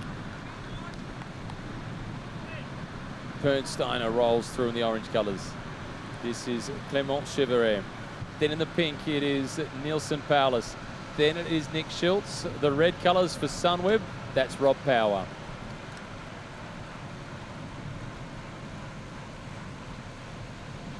Plenty of leg stretching in that group. They're about to crest the little hill, then they'll be able to see the finish line. Yep, and there's already a couple of looks over the shoulder there. I think it was Paulus just looking over at Schultz as well. Now the cat and mouse games begin. They are riding for this sprint. Yeah, they totally are. I had no doubt in my mind that they were going to sprint for this. So we're going to be in for a treat here and to see who has got the upper hand when it comes to sprinting. It's a tough one to pick, Matt. It is. It's the Surf Coast Times Super Sprint. Nick Schultz has got himself in the ideal position. He sits behind the pink jersey of Nielsen Paulus. Behind him in red is Rob Power. They are stalking each other. They straighten up, and now they can see the finish line. Pernsteiner also goes, as does Paulus. Schultz doesn't sprint. Rob Power in the middle for the cash. It is Nielsen Paulus or it's Rob Power. It's Rob Power who gets the nod, but only just. Gee, it was pretty tight. I'll tell you what, we'll wait for official confirmation. That was really tight. I thought Power was in front as they passed our position here at the stage. Peloton now weaving their way along the esplanade as well. And we'll get to see what that margin has gone out to this time through. Not much. The Peloton's almost upon us. It will be perhaps 45 seconds, maybe a little bit less, as the Peloton makes its way through. A little bit of movement at the front, and the gap is just on 41, 42 seconds. So they haven't extended their lead at all. No, not much at all. And I think the Peloton have realised it's a fast course. If they put the brakes on completely, that gap could blow out to sort of 4 minutes within a lap. And they don't want that to happen. They want to keep them in check, but they really haven't given them much leeway at all. Negotiate their way through that right-hand turn there. And now back with the breakaway. 5 riders still working together. So they got reorganised very quickly. They did the sprint. And then it's back to business. Schultz didn't even really challenge in the end. I thought he was going to. He was sort of behind, and you're right, he was in the good position, Matt, but he didn't show a lot of interest. I think he realised early on there was a couple of other guys there just a little bit quicker, so he didn't bother wasting any energy. On to lap 4 of 10, and the breakaway group of 5. They would have hoped that that would be the lap that they'd be given a little bit of rope, perhaps out to 1.5 minutes, perhaps 2 minutes. Not the case at all. Their advantage is just 41 seconds. Yeah, they really do need, well, they need double the number in the break, don't they? They need another 5 riders representing 5 separate teams to give them an opportunity to sort of, you know, put some pressure, some real pressure on that Peloton. Race Radio just saying that the winner of the intermediate sprints was number 55 EF Pro Cycling, Nielsen Paulus. Yeah, he just looked like power came at him, but he looked like he had the upper hand in that last 20, 30 metres. So Nielsen Paulus, good job for him. Not bad for a climber. He showed a bit of speed. Pretty good turn of speed. Yeah. And it also shows that for the future, he can get in small breakaway groups of up to a dozen riders on lumpy stages in Grand Tours and win. They're the sort of riders you want. An opportunist rider who can climb, has got a little bit of turn of speed. You make those breakaways. You're not trying to sprint against the Peloton, but you can be very, very handy you know, when it's 10 or 20 riders. Through the feed zone again, more biddens being collected, no surprises there. There Powless he is, grabs one. at the back, collecting. Nielsen Powless from EF Education First. New team for him, a 2-year contract with that squad after having spent the first 2 years of his pro career with Jumbo-Visma. Gee, for a team, EF Education First, when you think back, Matt, I think it was around the middle of the year, a couple of years ago, they'd almost put out a Mayday call. They effectively Not had almost. on social media. If we don't find sponsors, they tried crowdfunding. I still don't understand or still don't know the full story behind it, but then suddenly within, I think, a month, 2 months, they found a naming rights sponsor. They were back on board. They had some massive success, almost winning the Tour de France. Second at the Tour de France with Rigoberto Urán. They had a stage victory there as well. It was the team's best season, and they almost folded. They had their backs against the wall. That's right, riders. It was, I mean, probably the one thing he was pretty transparent with the riders and put it right out in the open. But most of them stuck tight. I mean, it wasn't at the ideal timing. I think, as we said, it was early to mid-year, mid-season. So the riders really had no option but to stay. But in the end, it all worked out fine, and it's a good story. And we're glad it continued because they've been a very long-standing US team, haven't they? And it's a great sponsor that's on board. It's a team that Jonathan Vorts has started as the Chipotle team, and it was a 3rd division team. In fact, it started even before Chipotle came on board. And it's been going for now 14 years, I think. It's amazing, isn't it? And now it's had longevity. Garmin, some big brands, some big sponsors have been on board. And Drapac were on board for a couple of years, and when Rigoberto Urán finished second at the Tour de France, it was Cadel Drapac. Well done, Michael Drapac. It was very good time. Man. And you know what? Very deserving of Michael. He's, as we all know, in Australian cycling, he's put a lot of money and years investment into cycling. And he got some reward for it, some big reward. almost saying he was possibly the first Australian sponsor to win the Tour de France as well. They came very close that year. Through the harder section of the course now 5 litres, lap 4 of 10. Motoring around, 17-minute laps they're doing. I knew it'd be quick, but I didn't expect it to be that quick. And I thought after the first lap, Matt, I thought it'll drop off a bit in the second and third lap. It hasn't yet, has it? You thought? I was convinced it would. I was convinced that a breakaway of 5 or 6 riders would form, and then everybody would just back off and settle down for a few laps. Well, a group of 5 has formed off the front, but nobody has backed off. If you have just joined us, this is Towards Zero Race Torquay, the first edition of the race to be held down in Torquay. The Surf Coast Shire put in a huge amount of support behind the race, and they held a wonderful event last night, a welcome wave for the women down at Fairhaven. And David, if you haven't been to the beach at Fairhaven, go to the beach at Fairhaven. I have. It is, oh, look, that whole coastline, it is absolutely stunning. And anyone joining us here live at the venue today, I think you all are aware of that. Plenty of holiday makers, and if you're not and you're watching the live stream and you've never been to this part of the world, do yourself a favour, and if you've got a young family, do your kids a favour as well. Come down to this area this summer, next summer, even in winter. It is a beautiful spot to be, anywhere from here all the way down to the 12 Apostles. It is such a lovely part of the world. Breakaway group of 5 still holding on to their advantage that's been hovering around the 42nd mark for the last 10 kilometres. Rob Power in the red colours of Sunweb. He was looking so good at the Tour Down Under, particularly the second place finish that he had on the stage to Paracombe. Yes, that was a great result by Rob Power, and yeah, the team were excited and buoyed by that. And as you said, and we talked about it earlier, he was right there till the pointy end. He just faltered a little bit on the final day, but you know what? He wasn't the only rider to falter on that final stage. It threw out a few surprises, in fact. So I think Rob Power, I think he's aware of that, and I think he'll take a lot away from that race. And good thing is, he's here, he's motivated, and he's on the move. He's one of the animators. He should take a lot of confidence from it, Rob Power. This is at the back of the peloton, the orange colours of CCC. This is Joseph Kearney at the back of the group.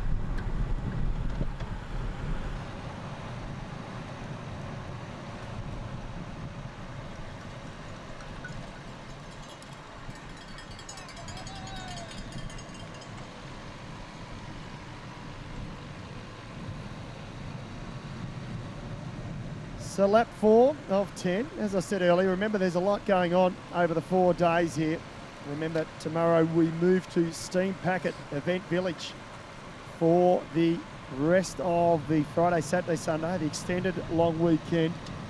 And there's a lot on, plenty of food and drink options and a big screen showing all of the live cycling action. And there's plenty for the whole family as well, as there is today here. Plenty of food and drink options on, plenty of activities for the kids, face painting as well. So in between your dips in the pool. And then of course Friday kicks it off with the Vegemite Family Ride.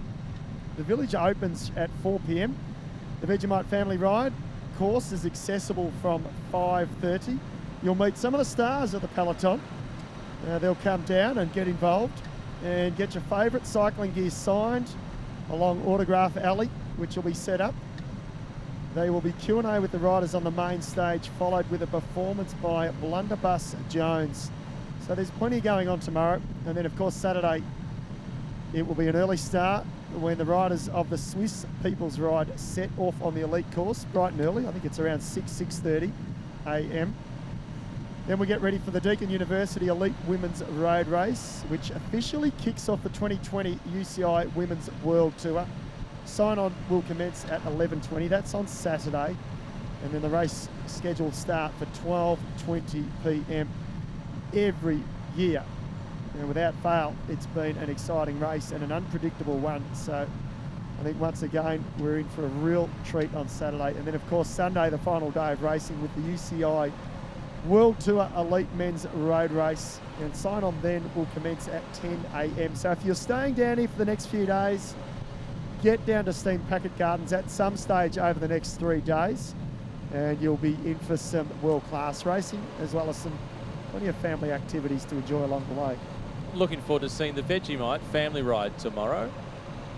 I think we both love seeing young kids on bikes, don't we? There's a lot of competition with sports, and you and I are both biased, obviously, Matt, but I love seeing young kids. This is Axel Domont. Ça va, Axel? Okay. Ça va, he's yeah. okay. Yeah, good sign. J'espère c'est pas grave. Yeah, that's good. Well, he's turning the pedals, so I think he'll just try and, as we said, roll the legs out a little bit. Hopefully he's okay for Sunday. We hope. So he has just ridden through to the finish. He gave the thumbs up. He thinks he is okay. For those watching on the live stream, as one of his teammates in the breakaway, Clement Chivray, almost laid it down in the breakaway. He had a fair bit of skin off on his right shoulder, but it didn't look as if anything was broken. Let's hope he's good for Sunday. So the Vegemite Family Ride, that's on Friday down at Steam Packet Garden in the heart of Geelong. And I'm hoping that Chloe Hosking will be down there, because yesterday she got given a special jar of Chloe Vegemite. If it's good enough for Ash Barty and Cadel Evans, it's good enough for Chloe Hosking. Chloe has to come down now, I think. So, yeah, let's hope to see her down there. And she's a great supporter of cycling and all things cycling, and young emerging talent as well.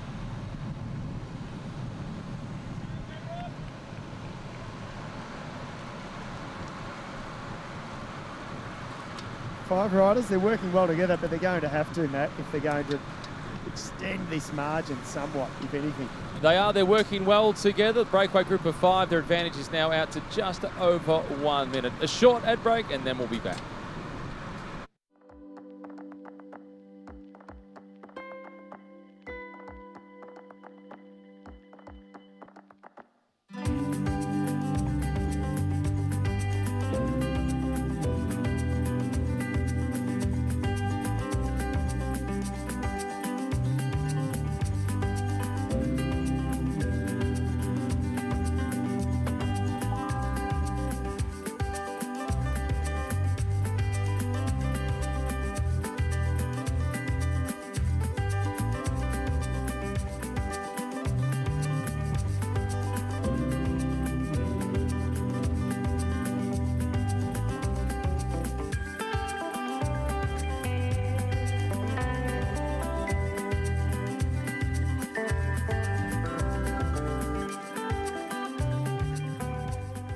comes to cycling, choosing the right route can make for a quicker, safer ride.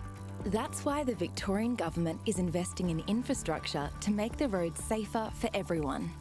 On Dynon Road in Footscray, we're building a separate two-way bike lane, reducing traffic speed and risk of collisions due to extended curbsides, creating safer crossings for cyclists, providing more visibility and space between cyclists and drivers, and ultimately shaping a smoother and safer journey for cyclists travelling between the city and Footscray.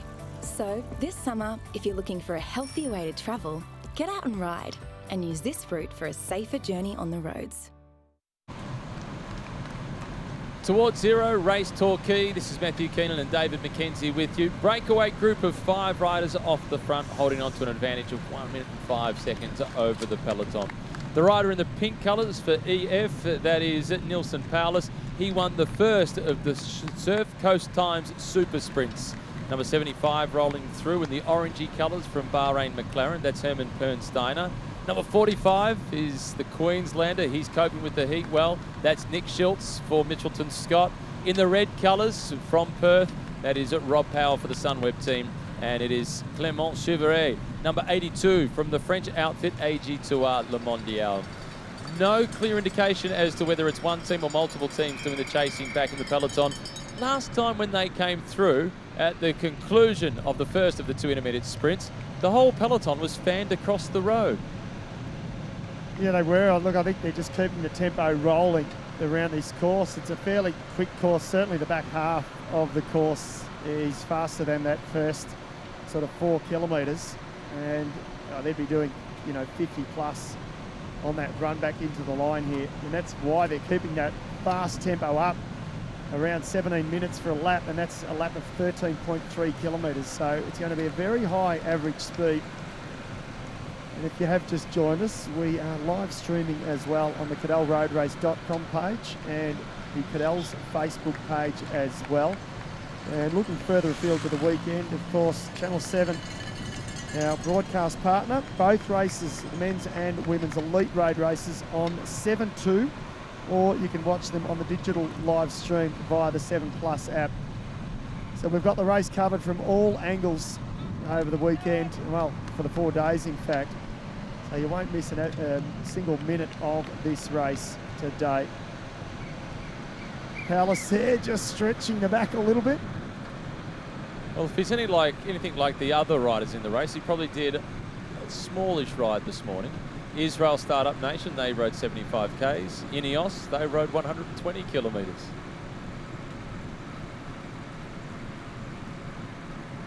So Paulus takes his turn at the front. Pernsteiner now in the orange colours of the Bahrain McLaren squad. Update for you, David McKenzie, on the Vegemite family ride. It's been cancelled because of the heat, which is a smart decision. It's the right decision. It is a smart decision. It's a wise decision. But still come along to Steam Packet Garden because you'll be down there. You'll be doing plenty of interviews with riders and providing all the entertainment. We will. The show will go on. And the ironic thing that is, Matt, there is a storm predicted to roll in, which is sort of nice to cool things down, but let's hope it doesn't storm too much. Tomorrow evening is when the storm is predicted to hit, so hopefully it'll come through in a hurry, cool things down, and then it'll dry out equally as fast. Latest gap, according to Race Radio, 1 minute and 25 seconds, the advantage for this leading group of 5.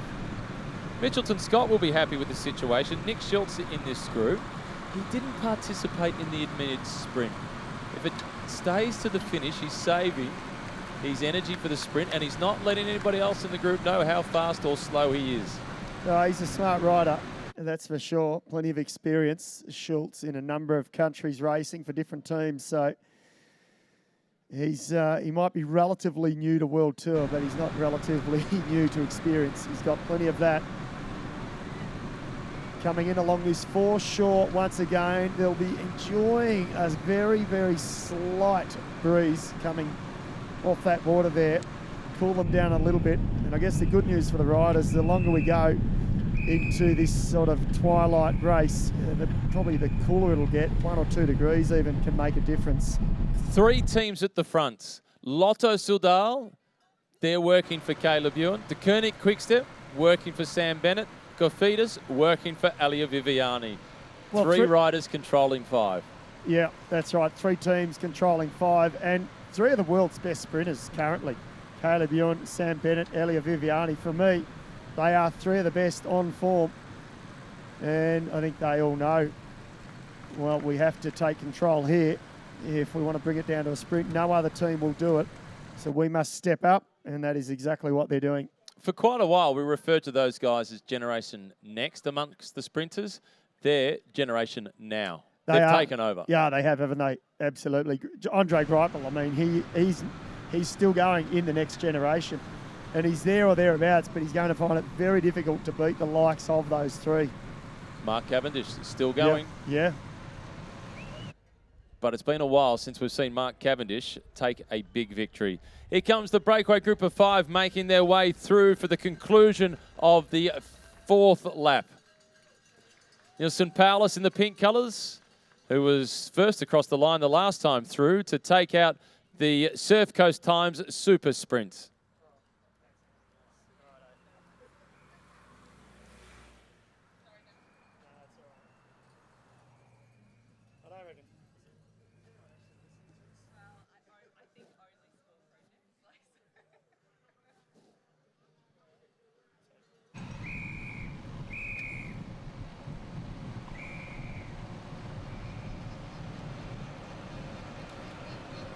Now 5 leaders, they've made the right-hand turn onto Bell Street.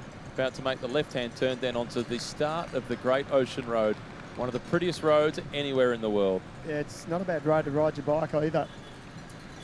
Nice early morning pedal down to Lawn, stop for coffee, come back. I've done that a couple of times, Matt. I'm sure you have as well.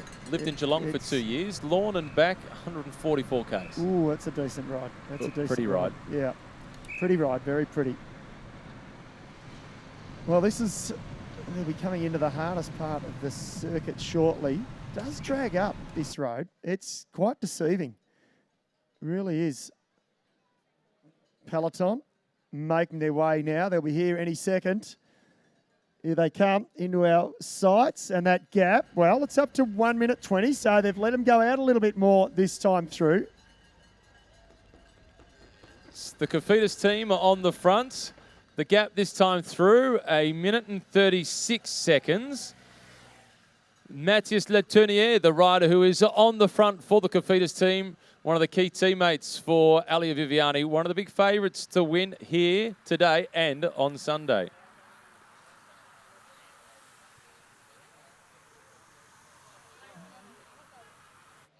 So the break is well and truly established now, and the Peloton is under control of the sprinters teams. Everyone seems reasonably content with this situation. The sprinters teams certainly are. And this is what they're used to. Now the workhorses back in the Peloton. They know they've got the job of just maintaining that gap, not letting them get really too much further out. And then in the last couple of laps, they'll try and drag them back in. But they'll have to go out to them this break. If they keep riding like this, they're not going to sit up, and with the lap times that they're doing, they're not showing any signs of that.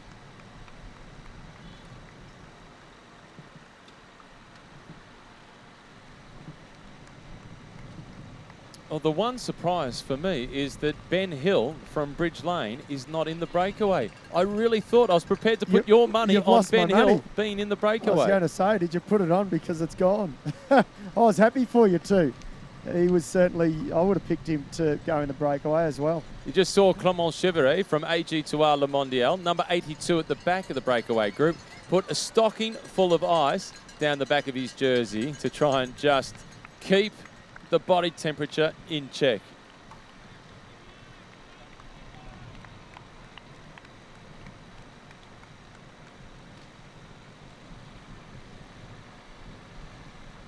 So they make that right-hand turn, and this is the section I'm talking about. It's a bit deceiving, climbs up, and it keeps climbing up around this corner until they start heading around the back of that course. Riders like Pernsteiner, Paulus, they won't have a problem with this. Notable climbers, it's not much of a climb, but it's enough for them to probably enjoy it a bit more than those flatter, faster roads. For those watching live streaming, there are two options. There's the Facebook option and there's the CadelRoadRace.com option. And it's the latter one, CadelRoadRace.com, which is the much more reliable feed. So if you are watching on Facebook, it might be worth taking the switch and going across to CadelRoadRace.com.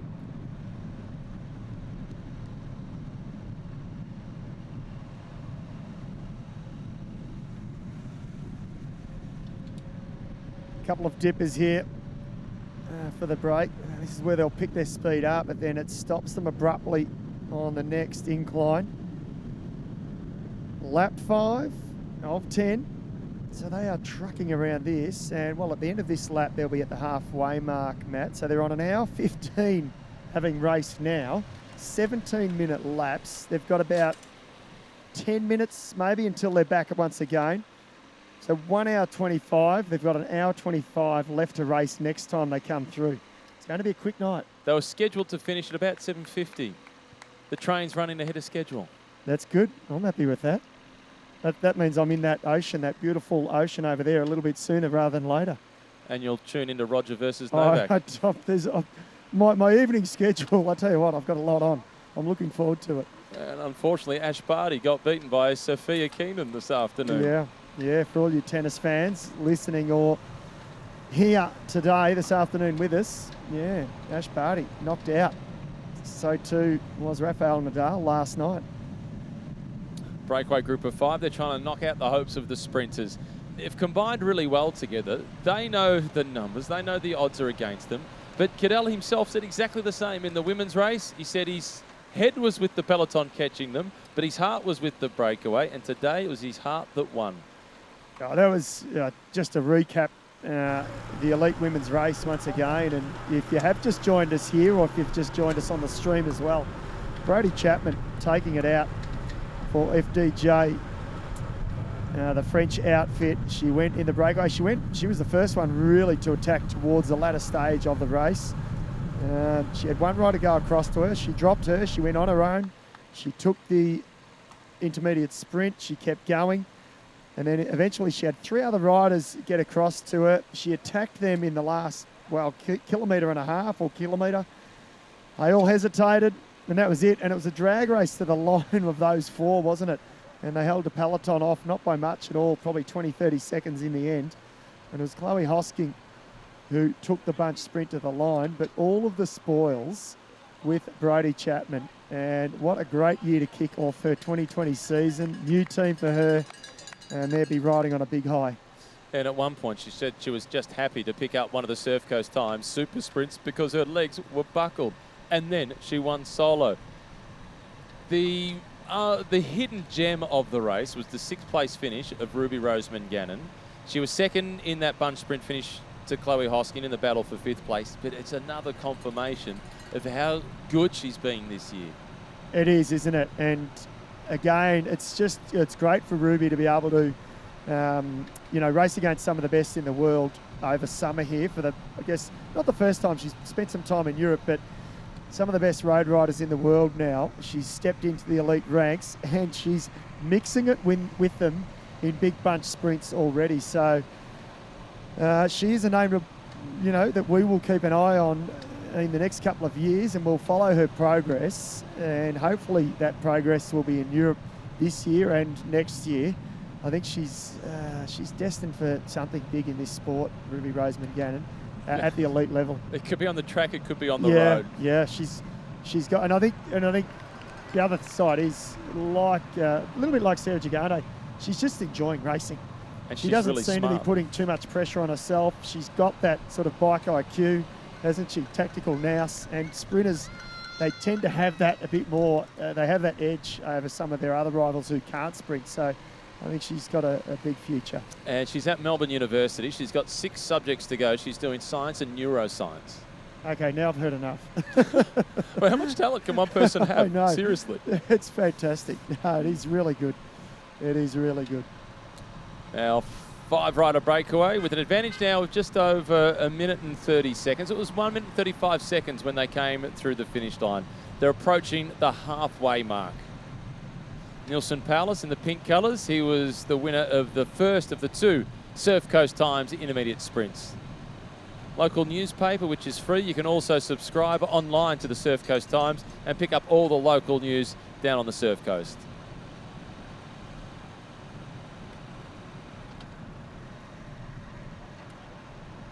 Well, there's a little bit of wind, but not too much. It's similar to the women's race. It sort of picked up halfway through and then dropped off again, and I think that's going to be the story of the day. It won't play a factor on this course. We thought it might have at the start of the day, but I don't think that's going to be the case at all. But as we get closer towards the finish here, that peloton will start to up the ante. And certainly on the last lap, I think what we'll see is a single file peloton charging around this lap, and I might have to put the clock on the final lap too, Matt, because I think it'll end up possibly being the quickest of all of the laps. I wonder if the winner of the men's race will do a Brodie Chapman and take a dip in the ocean. Oh, you'd be crazy not to, wouldn't you? No, I think half of the peloton, 3/4 of the women's peloton did that. Great recovery method as well. Get that core temperature down. And it's also good on the legs. We see all the football players do it throughout the season, but they have to do it in winter. It's a little bit nicer this time of the year to do it. Now is the time to do it. The red colours of Rob Power. A few disappointing seasons for him at Mitchelton Scott. They were injury affected. Injuries that have slowed down his progress, but this is a guy that when he came through the Australian Under-23 program, he and Caleb Ewan were spoken about in the same tones. Different sorts of riders. Caleb, a sprinter. Rob Power, a man for the hilly one-day classics. He's the kind of guy that I think in the future he can win Strada Bianca. He can win perhaps Liège-Bastogne-Liège. Yes, I think so. And again, he's at a good team now that can will look after, his well-being in the next 12 months, 2 years, try and nurture him now back up to hopefully where he should be. And he'll be hoping that as well. I think he'll be buoyed by the last couple of weeks.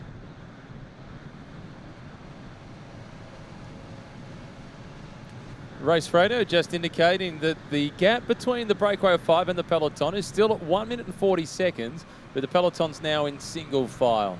Thomas de Gent was the last rider that we saw at the front of the Peloton, one of the teammates of Caleb Ewan. Here's a look at the Peloton. They are spread across the road.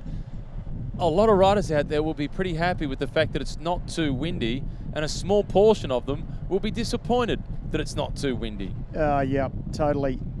It's certainly around the back of the course, potentially a little bit of crosswind there, a couple of sections. So they will be happy. I think majority of that peloton will be, and they'll be happy that the sprinters teams have sort of taken control at the moment. Saying that though, with the speed that this breakaway is consistently doing around this course, you need the likes of Thomas de Gent to be able to just peg it, just to peg that margin, not give them too much more room, because they're averaging, up around the region of 45 kilometres an hour. So at some point the peloton are going to have to average 47, 48 in order to bring them back in. To Koenig Quickstep, they're also assisting with the chasing. It's Joel Almeida who's doing the work for them. They've got such a strong team. How good are they at bringing on a sprinter and elevating their performances? Phenomenal. And Sam Bennett, stage 1, Tour Down Under. First big day, really, with the Koenig Quickstep. Win number 1. Yeah, it was sensational, wasn't it? In some ways, not surprising. That day I spoke to him backstage as well before we presented him on stage, and he did say, he said, you know what, I'd be lying if I said I wasn't feeling a bit anxious. He said, a team like this, you just want to get the first win out of the way as soon as possible. So it was an interesting insight into Bennett. He's fairly quietly spoken, and off the bike he seems really calm. You wouldn't pick him as a sprinter, but gee, he's got that white line fever when he gets towards the end of a bunch sprint. And for him now, he's looking forward to the season ahead. And there's going to be some big battles between himself, Caleb Ewan, Eli Viviani, and there's a few others as well. Dylan Groenewegen. Sam Bennett, he will be one of the big favourites for this race, Torquay, Towards Zero race Torquay. We're on board with the breakaway. Rob Power in the red colours at the back of the group. Just keeps nibbling away at the food and zipping away at the water bottle. Well, not only for today, but for the rest of the weekend, you need to be hydrated, and probably a little bit of food won't hurt either. If you can stomach it on a hot day like today, it's important just to keep yourself topped up. It will improve your recovery. If you're reasonably hydrated at the end of the day, it will improve your recovery this evening and tomorrow, and then get you ready for a big day on Sunday. As we see Clément Chiveret roll through at the front, number 82 for AG Tour Le Mondial. Confirmation of his teammate Axel Domont has abandoned the race. We suspected that based on the way that he rolled through at the start line in Torquay. But when we asked him how he was going, he did give us the thumbs up that he is okay. Pretty simple communication in French. You can have a full conversation just using the phrase "ça va." Exactly. Yeah, it's not hard. Well done. And he was listening too, so let's hope he pulls up okay for Sunday. I'm sure that's where his mind is firmly fixed now.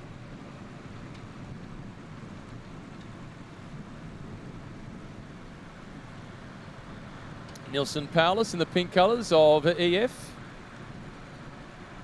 Clothing sponsor for that team, Rafa. They'll be getting the whistle next time through for the next of the Surf Coast Times Super Sprints. Well, and at this stage, it's looking pretty good, isn't it? They've taken the first one.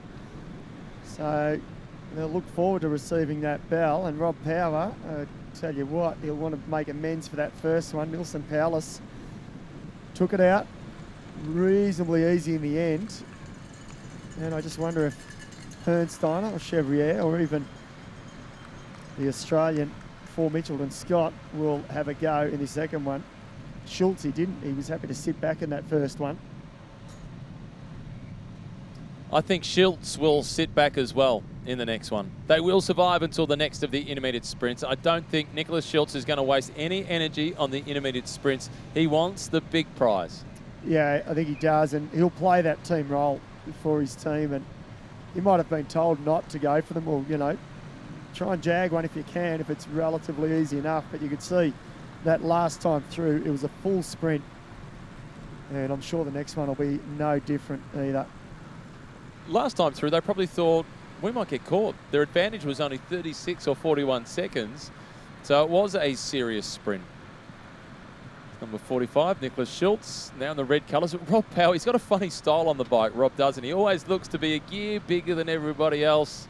He's a strong bit of an boy. arch at the back. He looks like he's muscling the bike as opposed to pedaling the bike. Yeah, he does. It's his style, isn't it? And I think his sort of body composition there, fairly long body.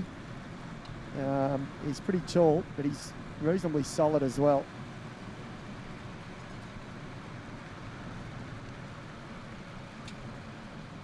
He is a powerhouse, Rob Power.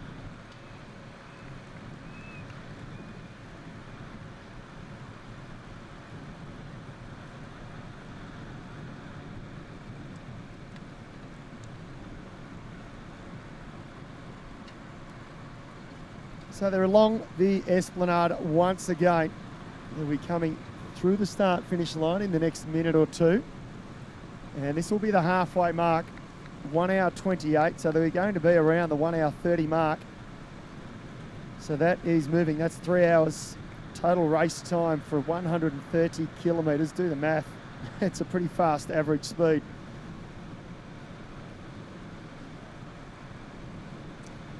Average speed so far, David McKenzie, 43 kilometres per hour. Yeah, it's pretty quick.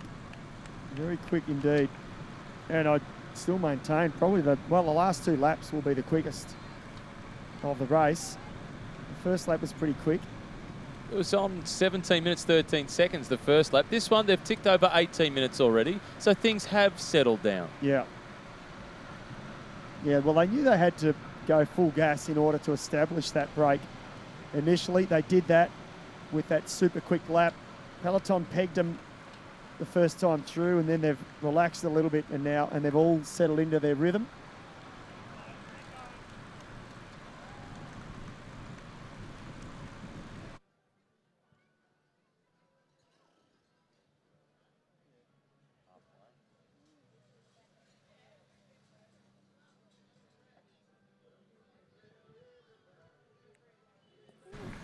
5 litres roll through. This will be the halfway marker, and they'll get the whistle for the second of the Surf Coast Times intermediate sprints.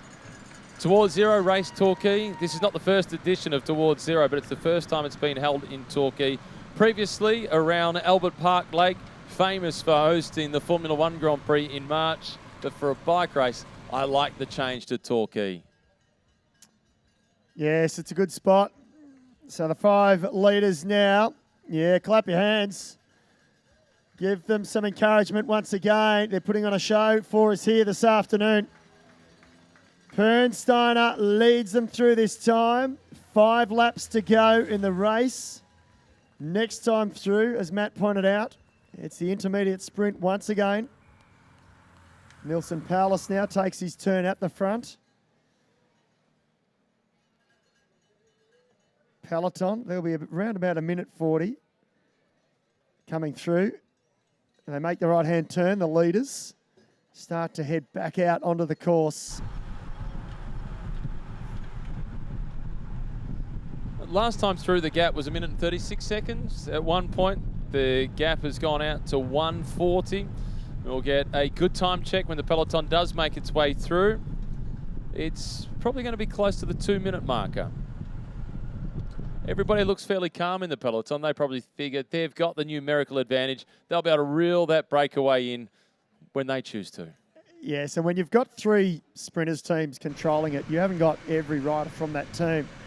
So they've got fresher legs back in the peloton, whereas these 5 are equally taking their position at the front. And they're going to tire as this race goes on.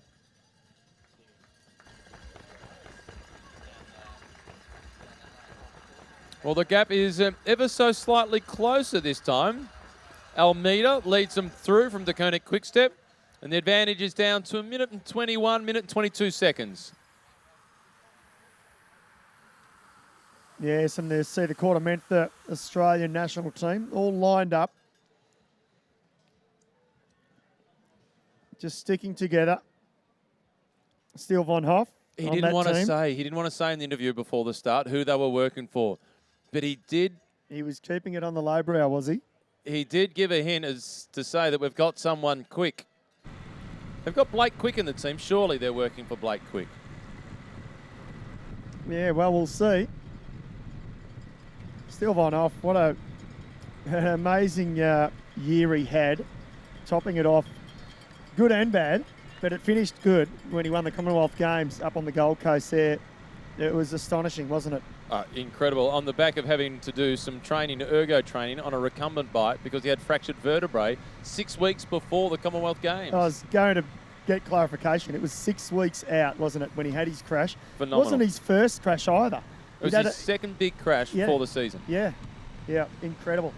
And then wins the road race. Biggest race of his career. And in that race, he was a guy riding for a 3rd division team with World Tour riders riding in support of him. Yeah. That was a brave call by team management, particularly by Brad McGee, to say, okay, yeah, I know you guys ride the Tour de France.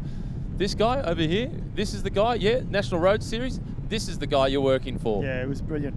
Yeah, it was a good call, and that's right, you've got to assess the course, assess the team, and then make a decision on who you think it's best suited to, and it paid off for them on the day.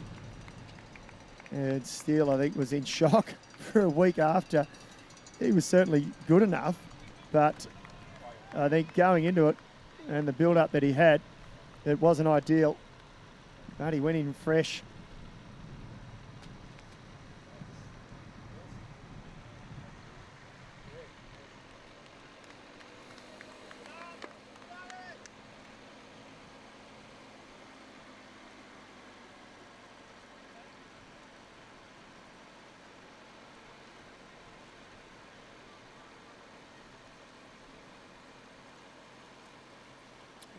This is the tough part of the course that they're on now, David. They've made the right-hand turn off the Great Ocean Road, heading away from Torquay.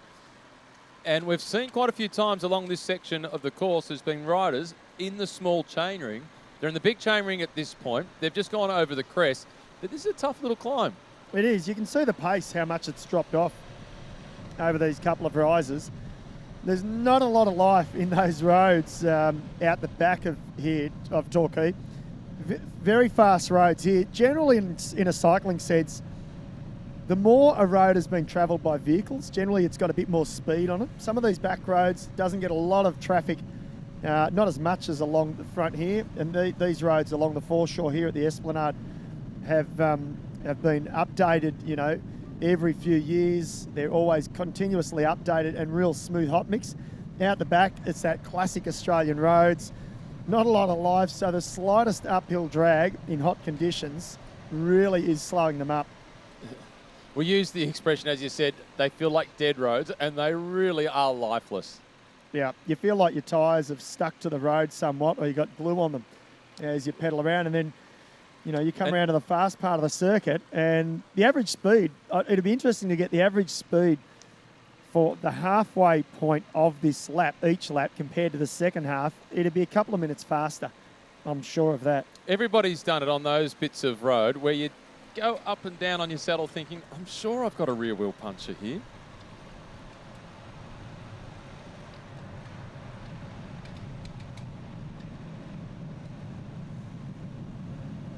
A little bit of wind here on the Esplanade. I'd imagine around the back of the course there'd be a little bit as well. It's reasonably protected, but it might just pick up a little bit as the afternoon carries on, and it might be a factor in the last couple of laps.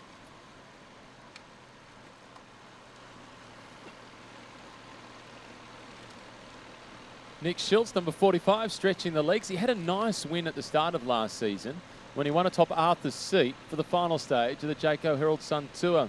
It was a good win for Nick Schultz on that occasion. Oh, it was a great win, wasn't it? Great way to kick off his year with the team.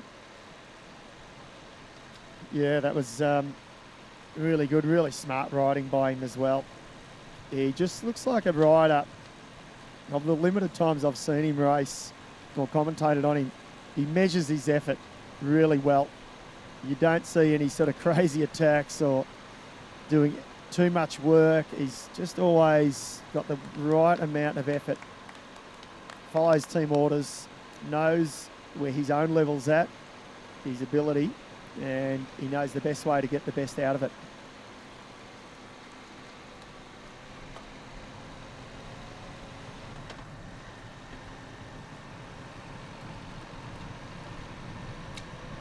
So well and truly past the halfway mark now. They're on lap 6 of 10. Five riders, 1 minute 20 odd seconds when they came through last time. Sprinters teams are controlling the peloton. And we've got the second of the Surf Coast sprints coming up. Surf Coast Times sprints next time through. Powless took the first one, and he'd love to double up, wouldn't he? He would. This is Herman Pernsteiner at the back of the group.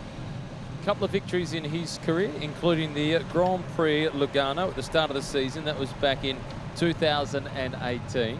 But he won that solo. He had a 32-second advantage at the end of that race.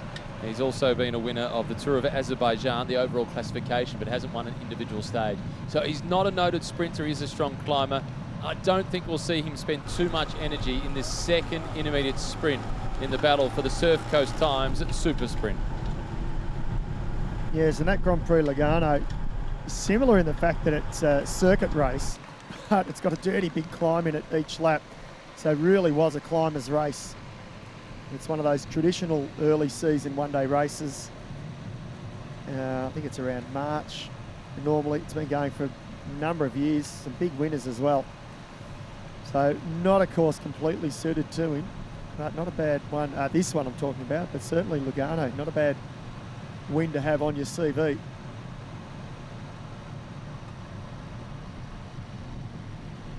And the rider from AG Tour Le Mondial, 27-year-old Clément Chevrier. He hasn't won a World Tour races yet. He did pick up a stage victory at the Tour de Pays de Savoie back in 2013, which was a big part of his stepping stone up into the pro peloton. So again, another rider not noted as a sprinter. So from this breakaway, a guy that his only chance of winning is getting into a move like this one. Yes, and these are these opportunities that, you know, in the back of their minds, that's what these sort of riders hope for. They get their day potentially of glory, their shot at glory, and on occasions it pays off. And all things considered, we imagine they'll be dragged in the last lap or two, but they get an opportunity every now and then. Sometimes the peloton get it wrong. They mistime the chase. The breakaway get a second wind. They go for home. And it might only be one rider that survives, but it happens on occasions. And that's what happened last week at Tour Down Under, the final stage. And of course, Matthew Holmes, the British rider, neo-professional at the age of 26. It's not old, but it's not young in this modern era to join the World Tour. He got in a breakaway of 26 riders. And the problem they had was there were only 2 teams that didn't, in the whole race, that didn't have a rider represented in the breakaway. So the breakaway always had a chance. They chased late and hard, the peloton, but it was a little bit too late. Not by much. Richie Porte actually caught everyone, but Holmes was able to follow Porte. Porte was chasing that leader's jersey, the race winner's jersey, and so he had no choice. He had to go for home. That was the more important card to play. Holmes was able to follow in that last kilometre, and then he attacked Porte and rode to glory. What a way. First World Tour race, first World Tour victory. Get it out of the way nice and early. Huge confidence builder.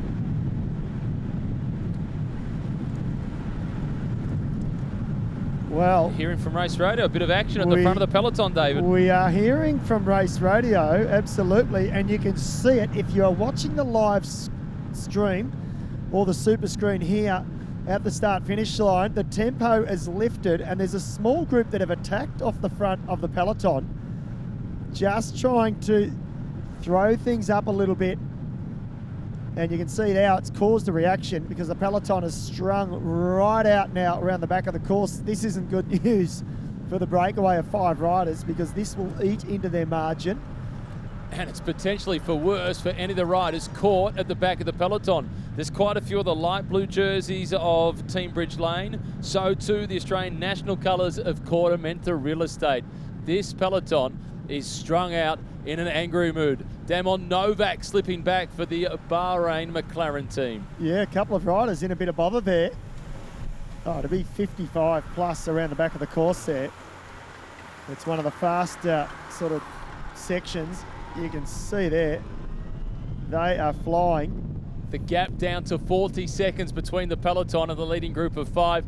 I don't think this is a chase of the breakaway. I think this is a race at the front to make life difficult for the sprinters. Yeah, I think so. I think they've realised, some of the other teams, well, there's no point us sitting here under the control of the sprinters. The problem for the 5, they may not make it back in time for this intermediate sprint. 40 seconds, they've just ripped 40 seconds out of them in a matter of 2-3 kilometres. And it's really changed the body language in that breakaway group. They've gone from sitting on the brake hoods, having a little bit of a conversation, rolling on through. They're in the drops of the handlebars, they're maximising aerodynamics, and they're working hard. This is towards the front of the race. The battle for position. Number 47, this is Dion Smith. It's Team Ineos. It's Team Ineos that have got to the front, Matt. They have absolutely lit it up here. I talked that the wind was blowing up a little bit. I didn't think it was that much, but Team Ineos now have gone to the front and they are just trying to light this race up. This is why they are one of the best teams in the world. They do not go anywhere in the world for a holiday when they take their bikes. They are here to race and they are really just starting to turn it up here. In fact, I think are they chasing another group? I think they might be. They are. That's Ian Stannard who's at the front of this group. This is the second group on the road. The small split goes around the corner. It's race on. Only 120 kilometres this morning for Ineos. They better get cracking. Well, I was talking them up, but there's a reason that they've gone to the front, and it was another reason. They weren't trying to split the race. They'd missed the move, so they have to close it up. And that was a decent-sized group that were off the front there. It looked at least 10 riders, maybe even 15 or so. So it was a dangerous move. And the breakaway group of 5, you can see the Shimano neutral surface. It is getting out of the way because trouble is brewing behind them.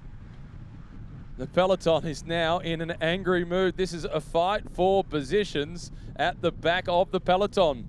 This is race on. And race radio with the pretty simple instruction, caution in the convoy, the Peloton is splintering into many groups. The red colours of Rob Power from Sunweb. Thought it might have been a procession through to the second of the Surf Coast Times intermediate sprints, but not the case at all. Nick Schultz checking across his shoulder in the colours of Mitchelton Scott. There he is, number 45. The break is now down to just 10 seconds. What remains of the Peloton breathing down the neck of these 5 leaders. Herman Pernstein in the orange colours, followed then by Nielsen Palace in pink for EF Education First. The break has almost been caught. Well, that's a 1 minute 20 margin. In a matter of, 5 odd kilometres there. This will be a very fast lap time indeed. Well, I thought the break was absolutely going to survive and take that second Surf Coast News intermediate sprint, or Surf Coast Times, I should say. That's where you get all your news, that's for sure. And the news is it could be a bunch sprint for this second intermediate sprint, Matt. Well, this has been a quick turnaround for the breakaway. Last time through, their advantage was 1 minute and 30 seconds.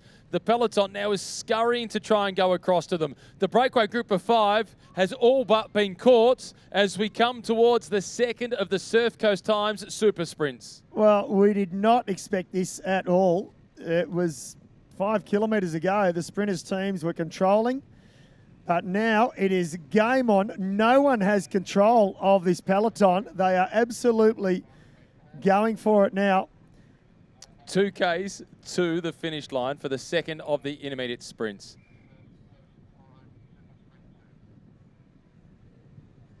Well, this second intermediate sprint is going to be interesting. Will any of the sprinters sharpen their claws here, just test the legs a little bit, or will they wait for the final sprint?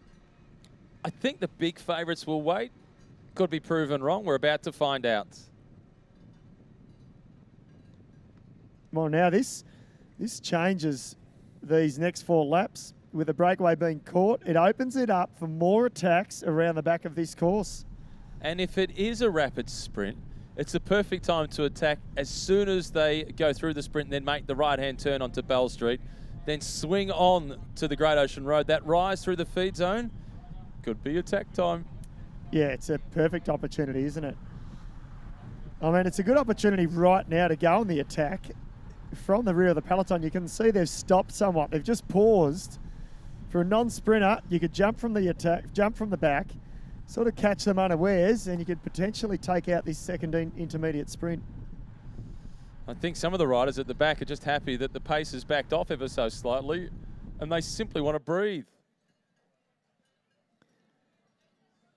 Yeah, that was a fast second half of that course with that counter attack coming out of the Peloton, and then Ineos really going to the front, closed it right up, and in the process, it has brought that break back. The sprinters teams actually, this is not what they want. They would have been happy to leave that break out there, maintain that advantage, and just slowly peg them back in the last 2-3 laps. Now, they have to try and defend and re-establish sort of control at the front of the Peloton. In the meantime, there's going to be counter-attacks. Now the tempo has really backed off. This isn't a case of everybody milling towards the front fighting for positions for the sprint. The tempo really has backed off. Rob Power, incidentally, from Sunweb, he has drifted all the way to the back of the Peloton.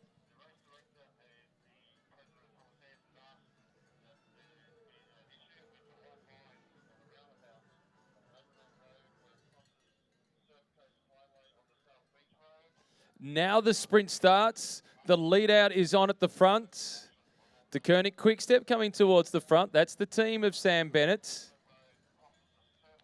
Trek Segafredo, is that Kilreinen that's thrown his hat into the mix for the intermediate sprint? It is the American. So it's 2 from 2 for the Americans. This time it's Kilreinen. Collects the points, and I think David McKenzie, he's going on with it. Well, that's the way to do it, isn't it? Exactly what I said. Jump from the back. He certainly wasn't at the very back, but he wasn't right on the front. So he caught them napping, and he has taken the second Surf Coast Times intermediate sprint, and now he is going on with it. And I'm not sure if he was either going for the sprint or he was going on the attack, but both have worked so far. And now we'll see a reorganisation at the front, and we'll see more of those opportunist teams that don't really possess a sprinter going on the attack. NTT, well, they've got a sprinter Sunderland. in. Yep. He's got Dylan Sunderland for company. This is the nephew of the race director, Scott. There's no favouritism here. Dylan Sunderland is a workhorse.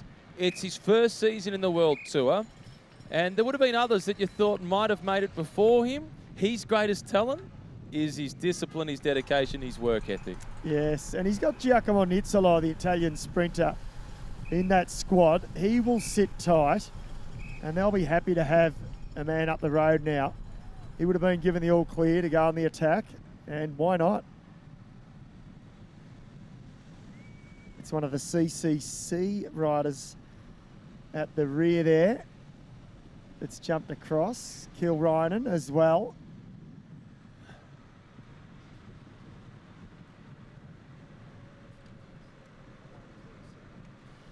It's Lucas Wisanowski at the back. He's a big man. He's one of the biggest riders in the race. Making their way towards the feed zone. And this is the sort of breakaway that could cause a reaction from the peloton. It'll cause some problems, that's for sure. If they do get a bit of a gap and you get maybe 1 or 2 riders go across, you've got fresh legs, fresh horses out in front. The sprinters teams now have to work a little bit harder because we're not early on in the race. We're towards the back end now. So they can't afford to give them too much time, certainly not as much as what they gave the initial breakaway.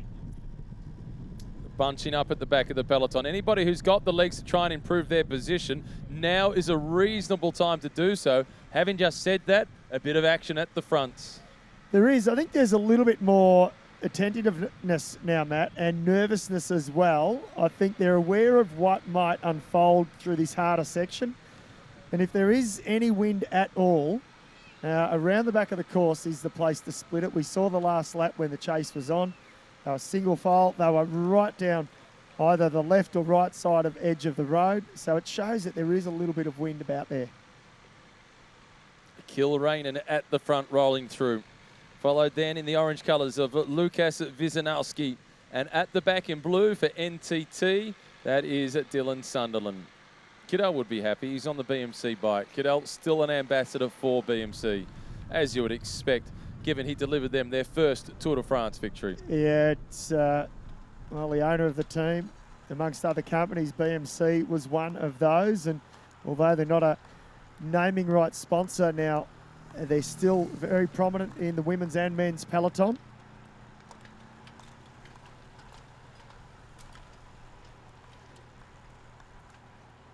Caleb down towards the back of the peloton. He was sitting in about 5th last position. Just spotted him in the Lotto Soudal colours. Yeah, no stress for Caleb. He'll move when he needs to. He's already would have assessed the course on the first couple of laps, worked out where he needs to sit, if he can relax a little bit down the back. And I'd imagine in the last 2 laps, he'll start to make his way towards the front. At the finish line, Domin Novak has just gone through from the Bahrain McLaren team. Looks like it might be day over for him. Perhaps the heat getting to him. Yeah, a couple of riders. One of the Cofidis riders, Matthias Letournier, also looks like his day is done. So next move, Bora Hansgrohe now going on the attack. Yes, it wasn't going to take long, was it? And through this section here, I mean, this is the place to go. I think you can put a bit of pressure on, stretch the legs, And you can catch them napping if they've backed off on the gas. This is where you can quickly open up a margin, especially on a couple of these dippers here. And that's exactly what this Bora Hansgrohe rider, that's his plan anyway.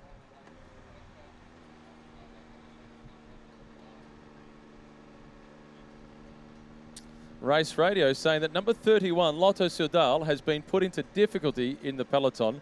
That is Caleb Ewan, but it looked like that at the Schwab Classic in Adelaide before the Santos Tour Down Under got underway. He was floating around the back. He was cruisy. Went to the front when it mattered, and he won comfortably. He did. He won by lengths.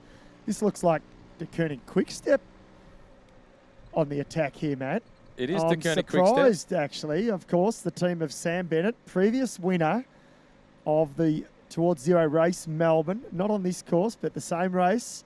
So I'm surprised that the Koenig Quick-Step have gone on the attack here. Dries Devenants, perhaps? Well, either Dries Devenants or Ilya Kaiser. It's hard to pick. The camera's just moving around a little bit, and we've got that glare off the road. It's hard to spot, hard to pick some of the riders. There is Caleb, and the race radio was telling the truth. Caleb is not only in difficulty at the back, Caleb is off the back. Well, this changes things quite a lot, because Lotto Soudal now, their focus completely shifts from doing a sprint lead out. So that's one team now that will not try and control this peloton. You've got the Koenig Quick-Step who are on the attack as well. That, I asked the question now, are they, as Sam Bennett's thrown the white flag and said, listen, I'm not up today. Team Cofidis, Elia Viviani, he's still nursing some injuries. This could open the race right up, Matt. Again, there are no guarantees that this will be a sprint finish. It shows how difficult the race is, and the heat is surely partly to play in that regard. Sam Bewley was at the back for Mitchelton Scott. Shane Archbold, the flying mullet for De Koenig Quick-Step, he was also at the back and under a fair bit of pressure. So too was Elliot Schultz from Quartermenta Real Estate. No relation to Nicholas Schultz of Mitchelton Scott.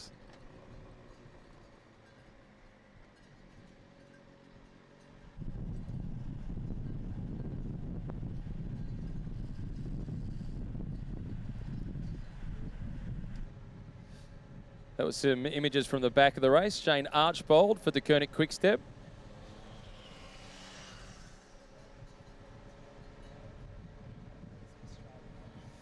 Dries Devenants and Daryl Impey, the two riders off the front, the Koenig Quick-Step and the South African national champion, Daryl Impey.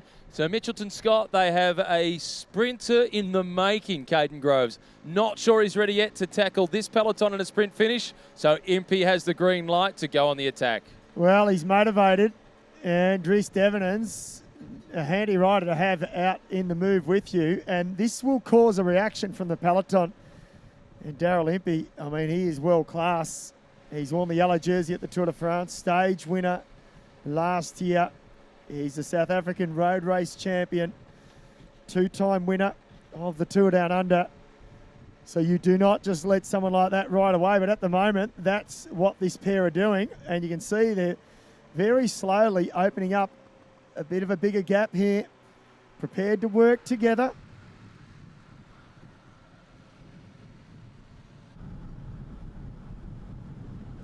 And then life at the back of the peloton. It is super tough. Number 5, Dries Devenants. Number 41, Daryl Impey. There's great images from the Mitchelton Scott team car when Daryl Impey was in the breakaway at the Tour de France into Brioude, and Matt White looked across to one of the guys in the car with him on the radio to the others. Daryl's off the front with Tish Benoot. He was convinced that Daryl would win the sprint finish, and he did. Yeah, he did. It was, well, he's a pretty handy sprinter, Daryl. In a smaller group, he's certainly one of the quicker riders. He can mix it up, in fact, in, you know, some sort of reduced pelotons as well. So he's very handy indeed, a handy rider to have on any team. And Dries Devenants, the Belgian, comes from Leuven, just outside of Brussels. Doesn't get many opportunities. This is a good chance for Dries Devenants. Yeah, it is. On a team like that, you're dead right. He doesn't get too many opportunities. He's just gesturing there to Impey. I'm not sure if there was something on the road there. So he's just basically putting his right hand out saying, whatever you do, go left. If someone in any pro peloton or any sort of organised bunch ride, if they put their left hand out and point, you know you basically swerve right. And if they put their right hand out and point to the right of them, you know, steer left and you're going to miss it. And that's exactly what Devenins did just then. This is the newest section of road that you spoke about earlier. This is smooth, this is quick, this is good for the morale. Yeah, and they've both got speed suits on. Yeah, they have, and they are flying around this course now. We're on lap 7, so this is really up the tempo here. Just dead on 2 hours of racing now. So still with about, well, I'd say almost an hour 20 left of race, just with what's happened in the last lap and a bit. The tempo has really gone up here. Can you believe that? They've only been racing for 2 hours, and already we've seen riders withdraw, we've seen a crash, a breakaway form, breakaway caught, 2 intermediate sprints. It's just about had everything.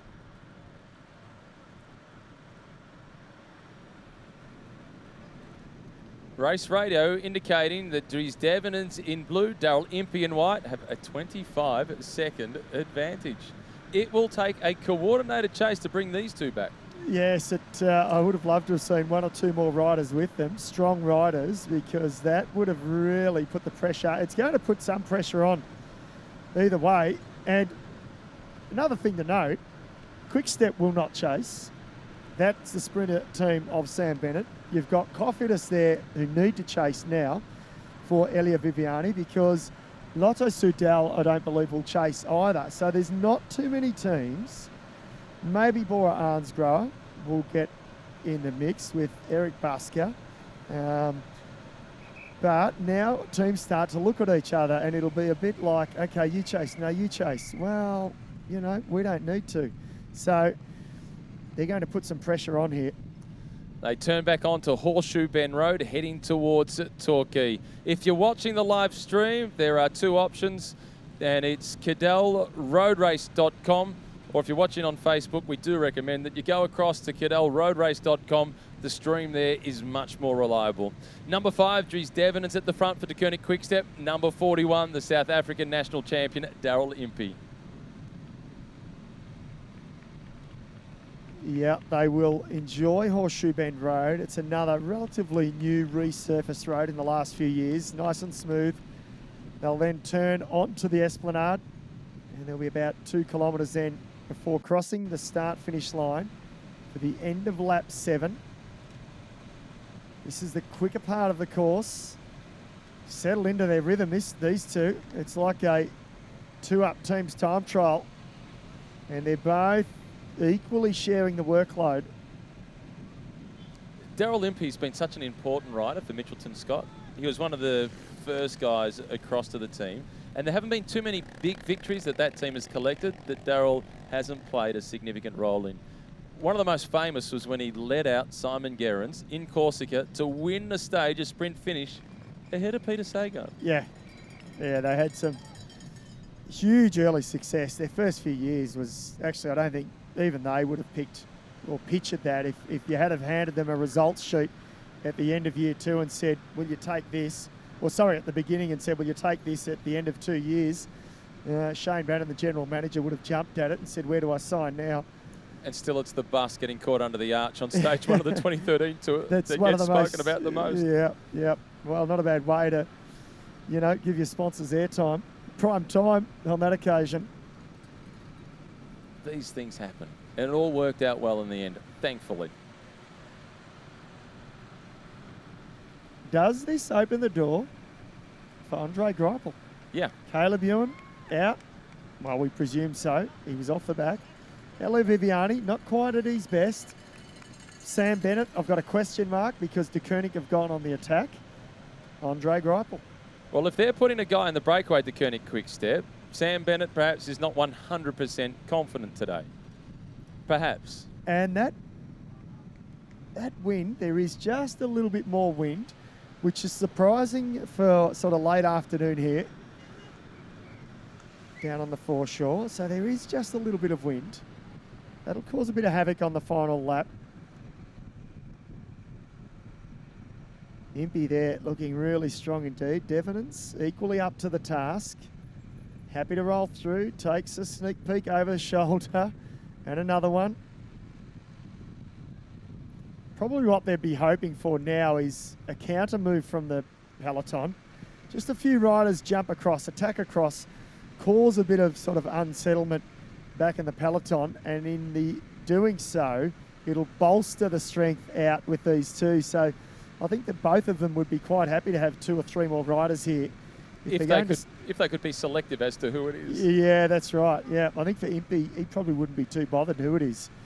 He's pretty versatile, isn't he? There aren't too many in the race quicker than him. In a bunch sprint finish, he could finish top 10 in his own right. Yeah. So from a small breakaway group, Daryl Impey is always one of the favourites. 35 seconds is the margin, so they've extended it only slightly, but it's back out. And who's doing the chasing? Israel Startup and NTT. So the teams of Andre Greipel and Giacomo Nizzolo.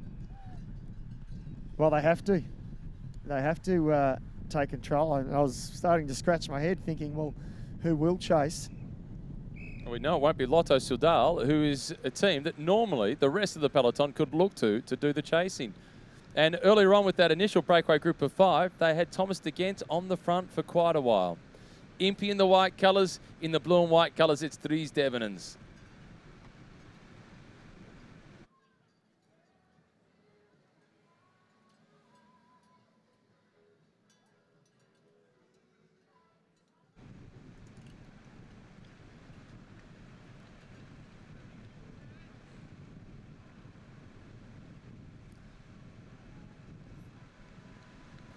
It's a good breakaway combination, isn't it? 2 selfless workhorses off the front.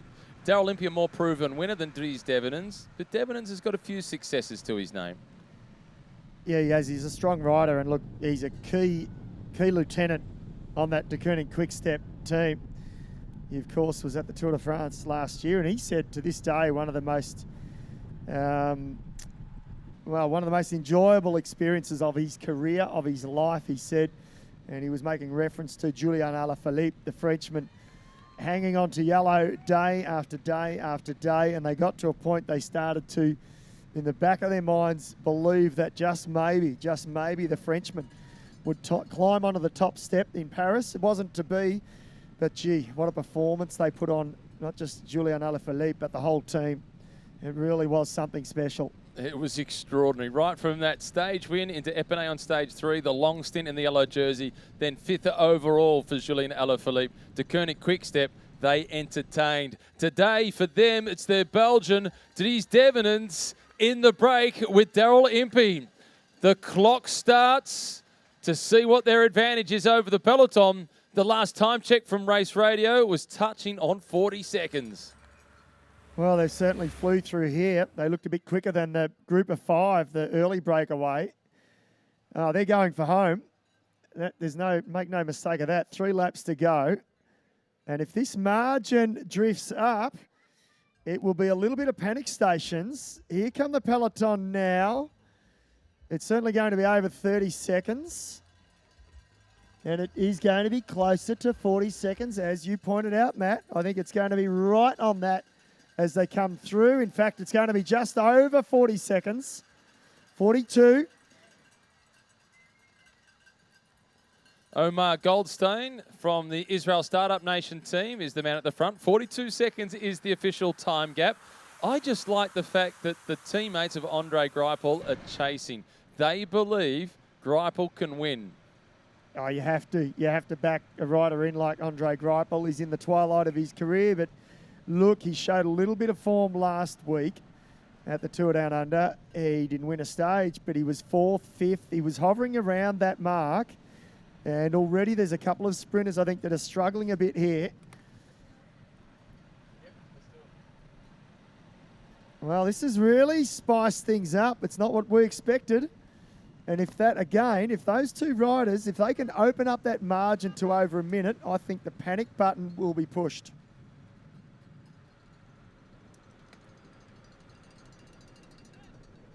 So it's Impey, the South African national champion, leads Dries Devenants, the Belgian, who comes from just outside of Brussels.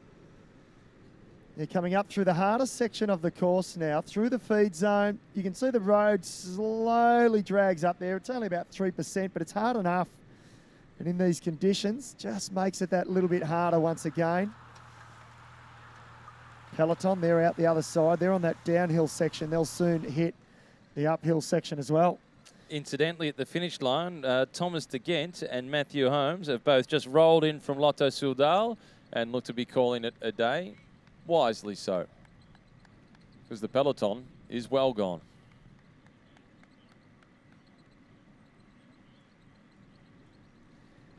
Well, for Dries Devenens, he'd feel a little bit at home in terms of Kermesse racing. He would have done his fair share of circuit races in Belgium. That's where they're most famously known for, and about this distance in terms of circuits. A lot of them, the word Kermesse actually derives from basically the meaning that it's a fete, a festival. And what happened was the circus would roll into town and they cycling organisations started to realise, hey, we'll put a bike race on with the festival. And then over generations and generations, the bicycle race now in Belgium, although it doesn't mean that, it has taken the name of Kermesse, and that's where it comes from. And at a lot of those races, the bike race happens, then the celebration really gets started, and it goes well into the evening, sometimes into the morning. Oh, yeah, they do. I tell you what, the Belgians are one of the best at outdoor festivals. You wouldn't think it because they've got, well, maybe so. Their winter months are absolutely terrible, and their summer months don't last long enough, but they really do know how to put on an outdoor festival. They make the most of it. This is the 8th lap of 10. So 2.5 laps remaining. Dries Devenens in the blue and white colours of the Koenig Quickstep. The South African national champion wearing number 41. That is Daryl Impey from Mitchelton, Scots.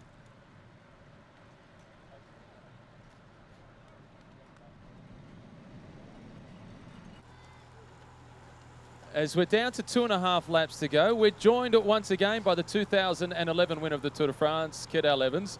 Cadel, this was meant to be a day for the sprinters. What have you organised? It's meant to be a day for the sprinters. Well, obviously, I think the heat for the women's race made things a little bit tougher than we anticipated, a bit tougher than everyone anticipated.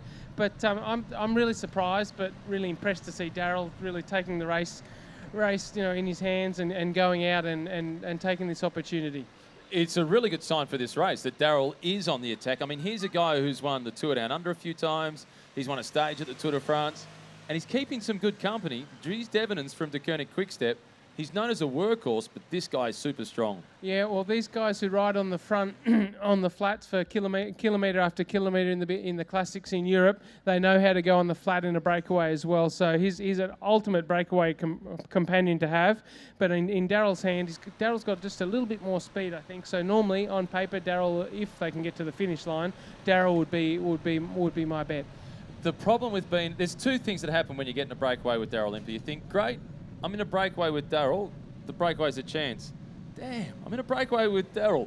I might or probably will get beaten in a sprint finish. That could be the case. That could be the case. We'll see. But they're riding one thing as well. This is going to be, for them to get to the finish, it's going to be a really hard work.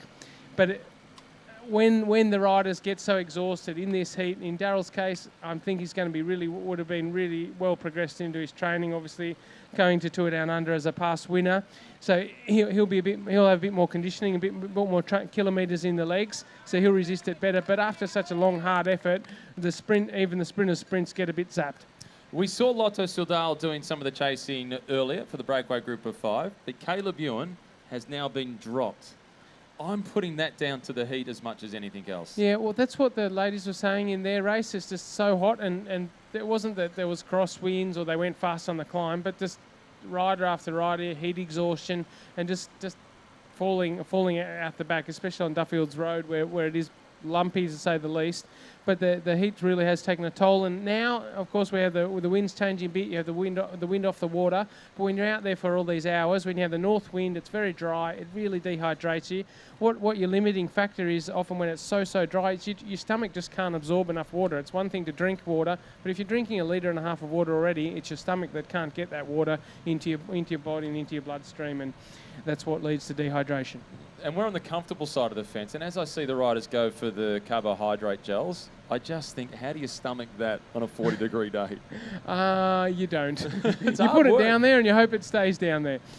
We did see a fall earlier on. Axel Domont from AG to Le Mondial. He crashed. He got back up. He rode through the finish line, 10 or 15 minutes or 10 minutes behind the peloton. And as he went past, asked the question, "You okay?" He gave the thumbs up. He's okay. Won't be finishing today, but the good news is he looks fine to start on Sunday. You'd be relieved. Yeah, of course, the riders as well, they travel so far. So he's come all the way from France to come here and have what was a bit of a silly little crash to put him out of the chances on Sunday would be as disappointing for him, even more disappointing for him. And it's a long trip for them. They put a lot of training in, a lot of time away from their family and so on to be down here. So I think he'll be pretty motivated on Sunday, but it's probably still a bit sore. Some people have made a big trip to come here to race. Others have come all the way from Western Australia to watch. You must be happy to know that people are travelling from right across the country to come here. That's the delight. I've met some people coming down from some Chloe Hosking fans early in the day. They've come down to spend the week down here from Canberra. People have come a long way. I thank you all. I thank everyone who's come down this evening. Thank you very much, and especially the further you've come, the more grateful I am for the visit. Thank you very much. But this is also I think the riders who have come from Europe and North America, especially to come from winter into the heat here, for them it's also a very long trip. We just caught a glimpse of the rear end of the peloton. I always love going to Moto 3. Single file. It's quick. These two, it's going to take some chasing.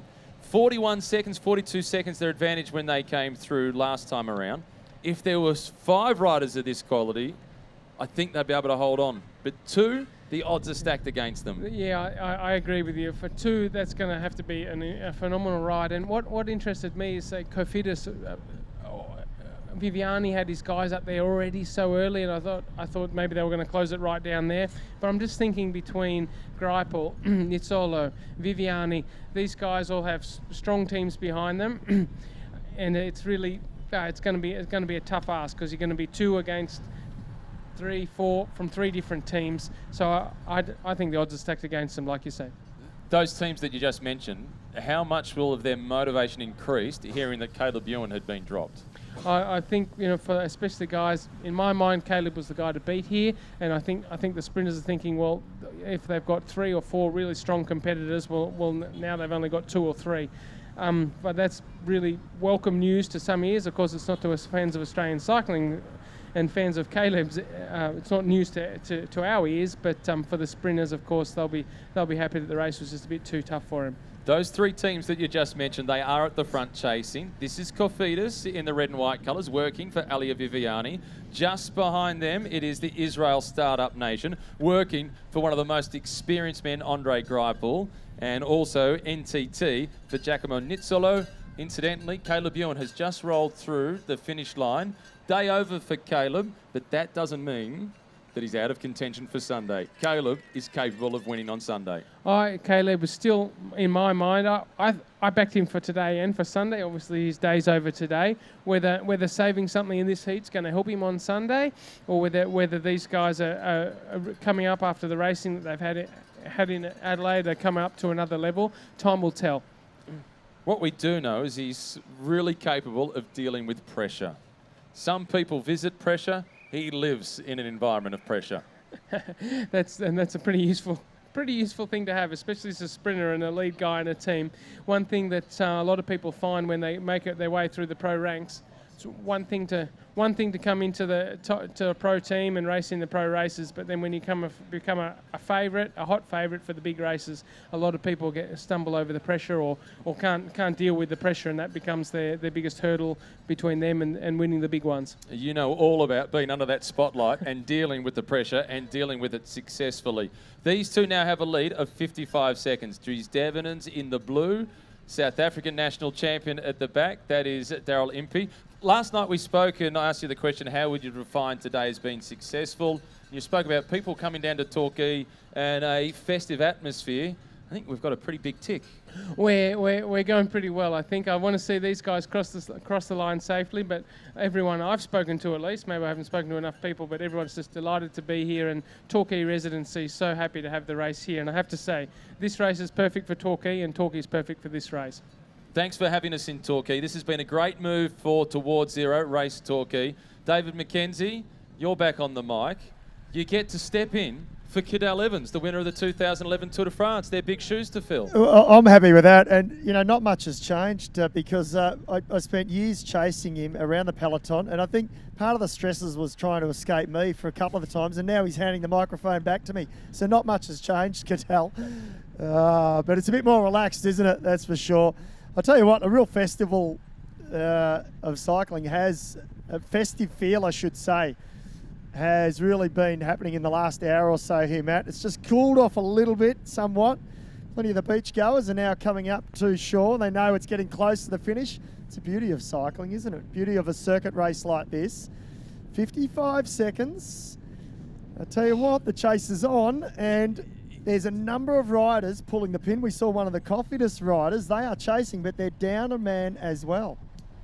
And this is a big chase. You can see the peloton really strung out in single file. 50 seconds is the gap. They're fearing the strength of Devenants and Impey, and rightly so. Oh, they will have to use up rider after rider to bring these two back. These two aren't going to surrender. They won't go back, and they won't really slow too much.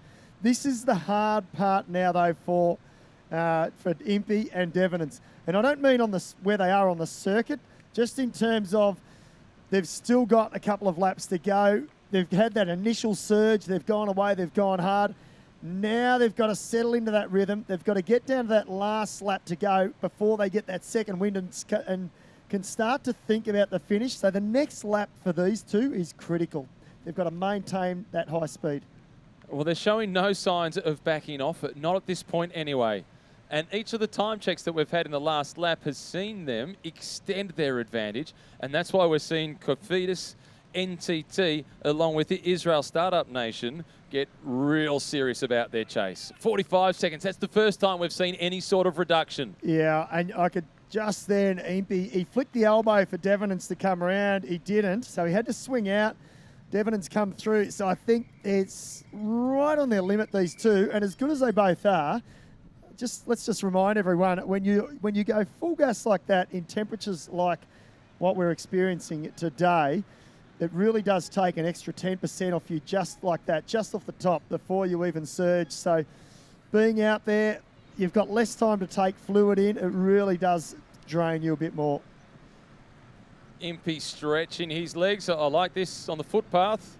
The kid's just finished his first day back at school for 2020, and he's trying to get involved and keep up with the front of the bike race. Hopefully it motivates him to keep on riding his bike. Yeah, let's hope so. Let's hope so. Plenty of new bike lanes being put in around this area as well. So they're still moving along nicely. Devenants there just pushing slightly higher cadence than Impey at the back, the South African road race champion.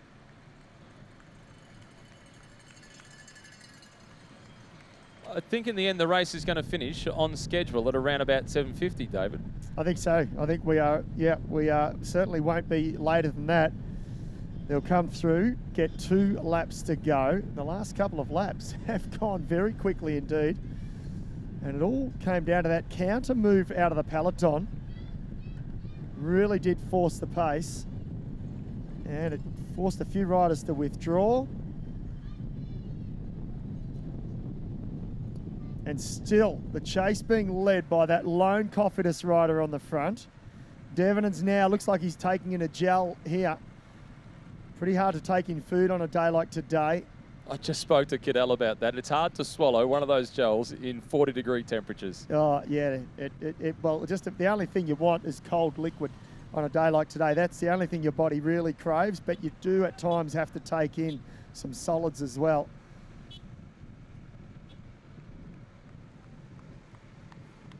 Is the temperature dropping off at all? I think it has slightly, ever so slightly, probably a couple of degrees. Not much though. The riders wouldn't really, they'd notice a little bit along the foreshore here, along the esplanade as they come along each lap. Certainly around the back though, it'd creep back up. It's down to a refreshing 33 degrees, David. 33 only. Refreshing. It is still really hot. Down to 20 seconds for the 2 leaders. The serious chase at the front of the peloton is having a huge impact. And as strong as Daryl Impey and Dries Devenins are, they just don't have the numbers out in front. No, and the other thing though, I tell you what, they've almost overreacted with the chase, because I know they've got to bring them back, 2 laps to go. Once they bring this break back, if they do bring them back in the next few kilometres, they've still got almost 2 laps to race. There are going to be more counter-attacks. A few of the teams are realising now that the sprinters are on their hands and knees. We've already seen Caleb Ewan withdraw. We've seen a couple of others really struggling. So there will be counter-attacks here. Makes it great for a spectacle, makes it harder for the sprinters.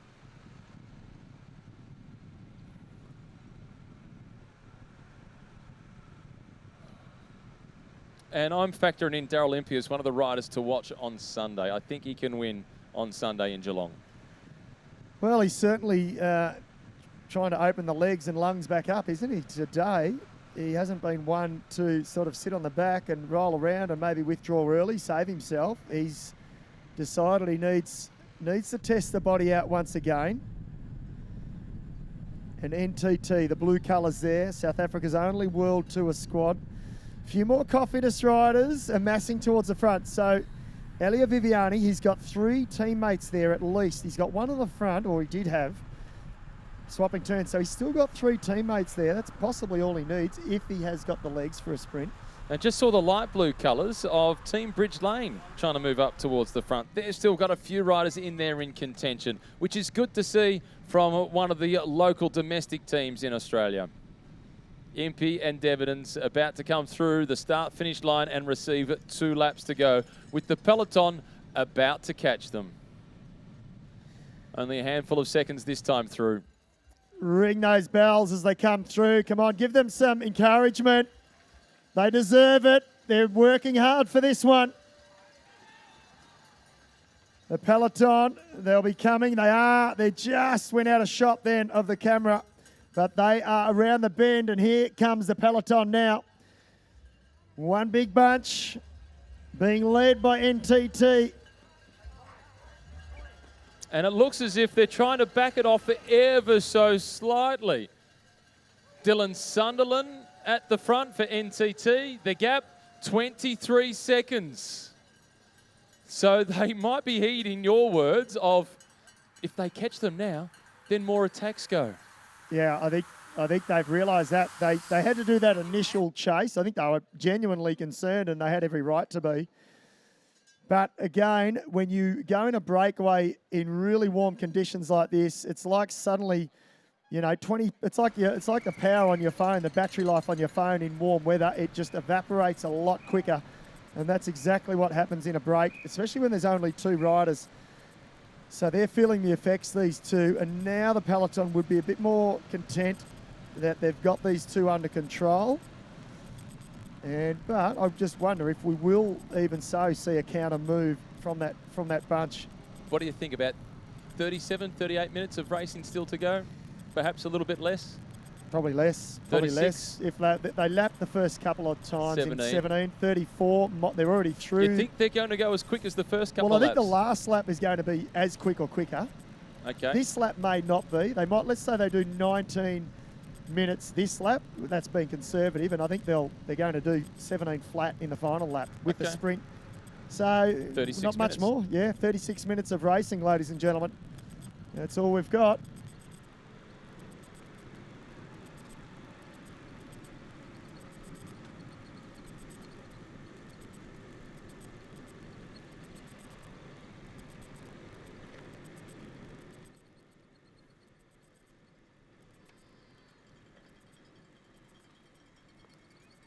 They are on the Great Ocean Road. Dries Devenins and Daryl Impey. Towards Zero race Torquay, the first edition of Towards Zero to be held in Torquay. The women's race, it was an upset. The breakaway survived. Brodie Chapman, in many respects, not a surprise winner because she so often attacks in the manner in which she did, and she got her reward this afternoon. She certainly did. She certainly did. She deserved it, and that won't be the only. Well, she's had the rewards already with that real aggressive style of racing. It's brought her success. Well, just chatting to one of my Belgian friends, Matt, and he said, "Is that Ilio Keizer in the break?" I said, "No, it's his teammate, Dries Devenins." He was slightly upset because Ilio Keizer comes from the same village as him. So come on, Dirk, wherever you are, get with the program. It's Dries Devenants from Leuven, from the French-speaking part of Belgium. There's not much that separates in terms of distance. It's only about 50 kilometres from where Ilya Keza comes from, opposed to Devenants. They both speak excellent English, but Devenants comes from the French-speaking part of Belgium, and Ilya Keza, the Flemish or Dutch, and certainly second language for them, for a lot of them, is English. The Torquay beach had its very best. Stunning, looking further out along Janjak and through to Bells Beach. The women yesterday, they took the drive down along the Great Ocean Road to Fairhaven for a welcome wave ceremony, and they played a little bit of cricket on the beach at Fairhaven. Jessica Allen was enthusiastic to take the first new ball. She got called for throwing a few times. I tell you what, that surprises me. I thought Jessica Allen would have had it all mapped out. I'll tell you what, I might have to bring that up on Saturday morning, pre-race interview. It was disputed. There's a little bit of bat and ball going home. Not happy with that decision. It was all in good fun. It was great to see them down there playing cricket on the beach.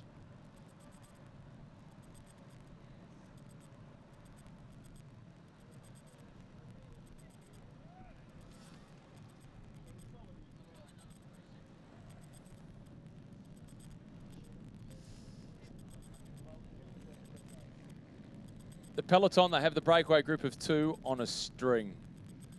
They're choosing not to catch them at this point. Yep, they dragged them right back. I was not worried, but I was concerned for the Peloton. I thought you're coming that hot up on them. It went from 55 down to 30, down to 20 seconds, and then they put the brakes on, backed it off. And if you're listening via the live stream, or if you're here watching and listening and wondering why don't they want to catch the breakaway now, it's pretty simple. They catch the breakaway, they open themselves up to more attacks from the Peloton. That's the sprinters teams. So it's in their interest to just leave them sit there at about 20, 30 seconds. Don't let them go any further than that now. And keep the two out in front. Let them have a little bit of motivation to think that they might stay away, because you don't want those two to sit up either. And then in the last lap, that's when the sprinters teams can, safely say to themselves, okay, we can control this race for at least 13 kilometres amongst ourselves and make sure we deliver our sprinters to that finish line. And you can see at the back of the peloton now, things have fanned out somewhat. So the tempo has backed off. There's the rainbow jersey, the world champion, Mads Pedersen, on the left-hand side of the screen. He said at the start he doesn't like the heat. He's got it hot today. It's dropped to 33 degrees. It was 40. I'm not sure it's ever hit that in his homeland of Denmark, 40 degrees. I'm quite sure it's never hit 40 degrees in Denmark. If it did, it would occupy every minute of the news. Newspapers, everything, everywhere. Well, the rest of Europe, they have hit 40-degree temperatures. Not often, but it has happened. And up the north, around Holland and Belgium and Paris, in fact, had their hottest day a few years ago. I think it hit 39 degrees, but it happens as well once every 50-odd years. You can see the body language now on number 5, Dries Devenants. He's rocking and rolling in the saddle. Nowhere near as smooth as he was a lap and a half ago.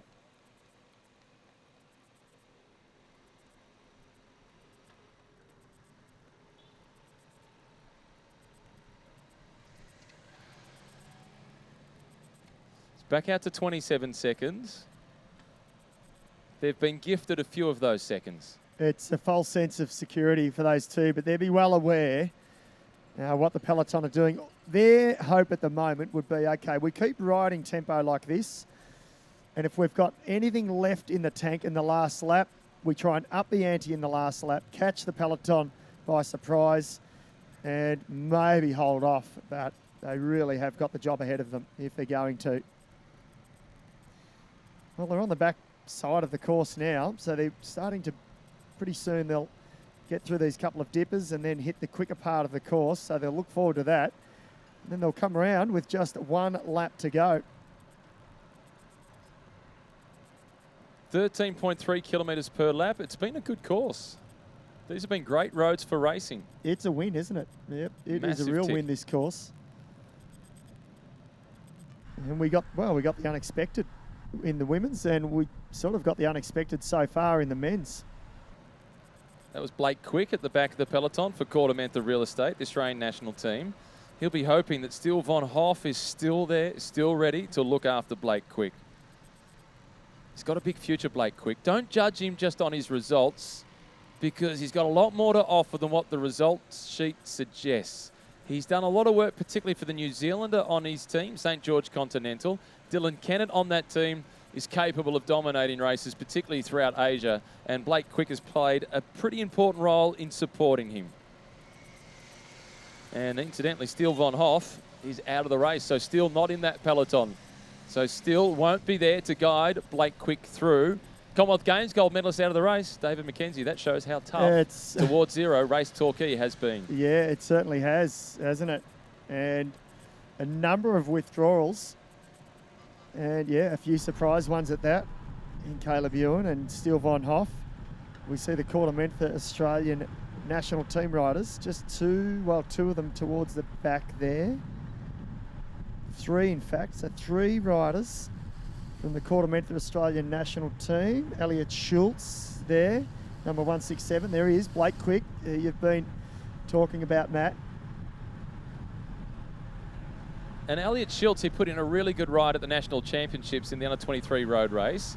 He did get caught on the final lap, and he finished outside the top 10, but it was a ride that showed the character of a guy who can make it into the big time in the future.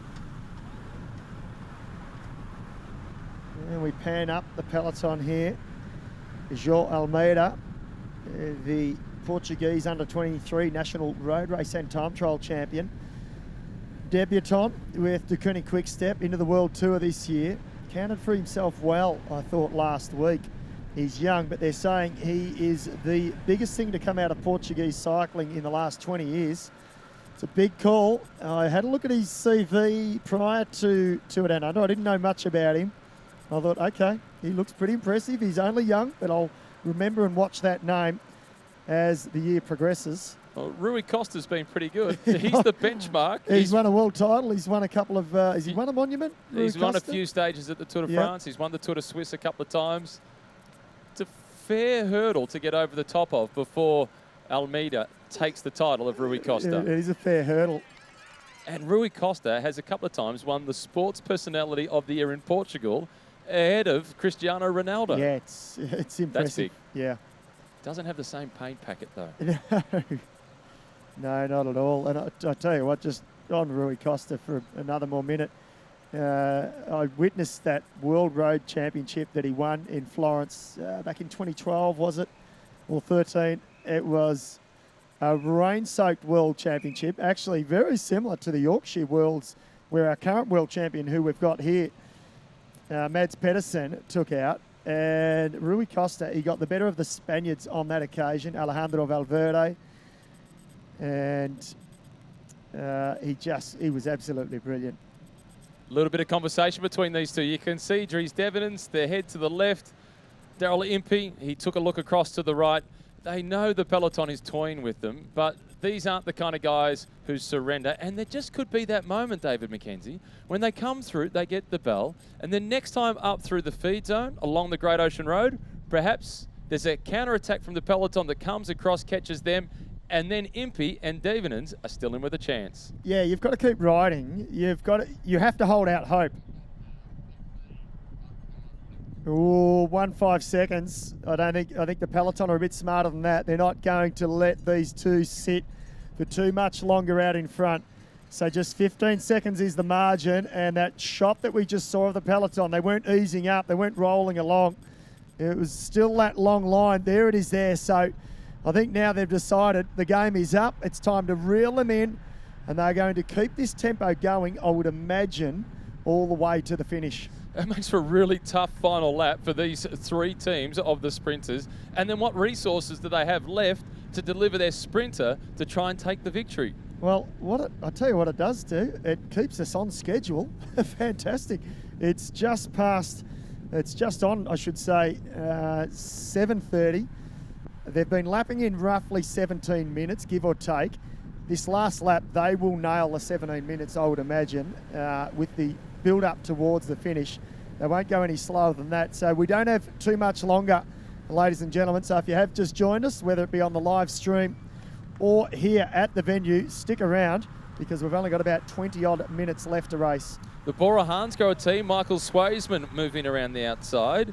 Could Eric Basker cause the upset today? Bora Hansgrohe, they've been waiting patiently, and Basker is pretty fast. You've seen him in the past week or so. Yeah, he is. He's pretty quick. He'll need everything to go his way, but a day like today, I think it lends itself to that. It really does. So Basker, if he's there and feeling good, he'll be maybe just starting to lick his lips a little bit. And the catch is on. Daryl Impey and Dries Devenins. It looks as if they have surrendered. They've realised that the catch from the Peloton was going to happen no matter what resistance they put up. So as it got down to 5 seconds, the white flag finally went up. They shake hands. They're back in the Peloton. It's all together as they approach Torquay for the second last time. And the world champion still sitting at the rear there, Mads Pedersen. I wonder if Pedersen will try and get active in this sprint. He's no slouch. He's won a stage of the Jago Herald Sun Tour previously in a small sort of reduced peloton. That was ahead of Steele von That Hoff was, into yeah. Buninyong. Yeah, I think he might be motivated by Torquay Beach. yeah. Do a maybe. Brodie Chapman and take a swim. Yep. So they're on Horseshoe Bend Road now for the second last time. Just shortly they'll make the right-hand turn.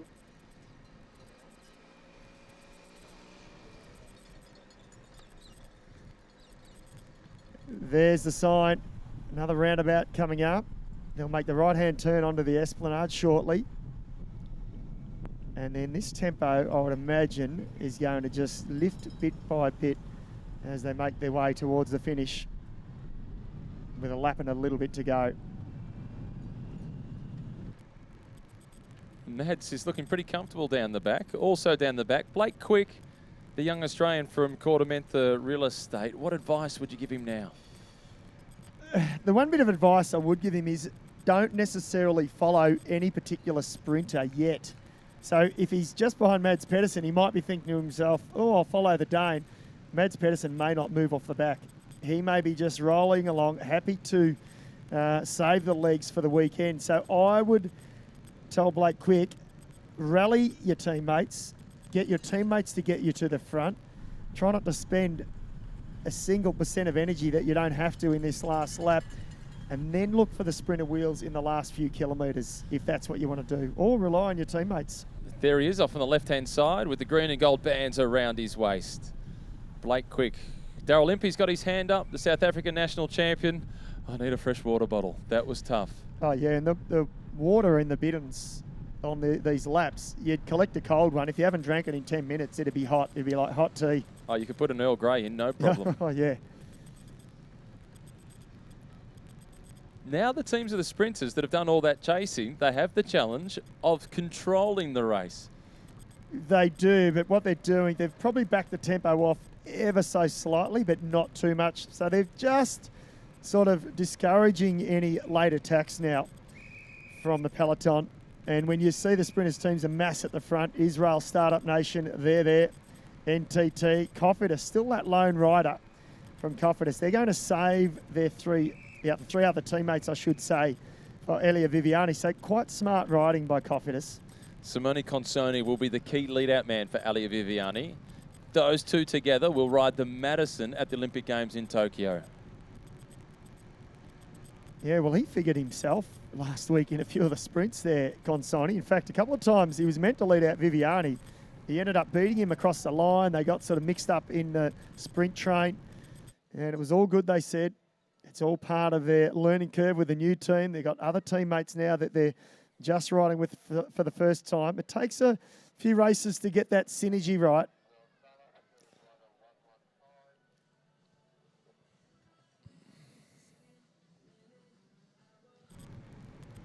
And the beach looks so enticing off to the left of the peloton. Dylan Sunderland sitting in second spot.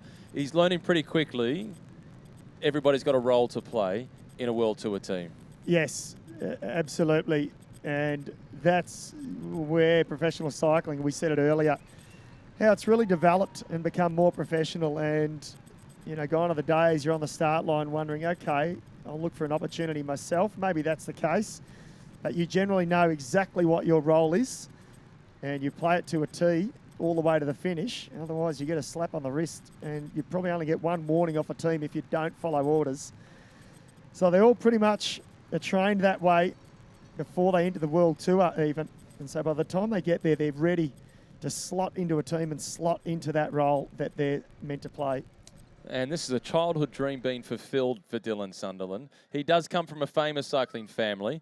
His family for a long time has been involved in organising the Grafton to Inverell. They come from Inverell, and his uncle, Scott, the race director here, himself a top 10 finisher at the World Championship, Scott Sunderland. It's great to see Dylan making a mark for himself. Absolutely it is. And his parents, I met them last week. I've met his father before, but they came over to Adelaide. I think they're pretty proud of their son, no doubt. And they might be making a few trips overseas in the next few years, I think. Here they come, the Peloton, for the second last time. To collect the belt. 13.3 kilometres remaining. The race is all together. Dylan Sunderland at the front, setting the tempo.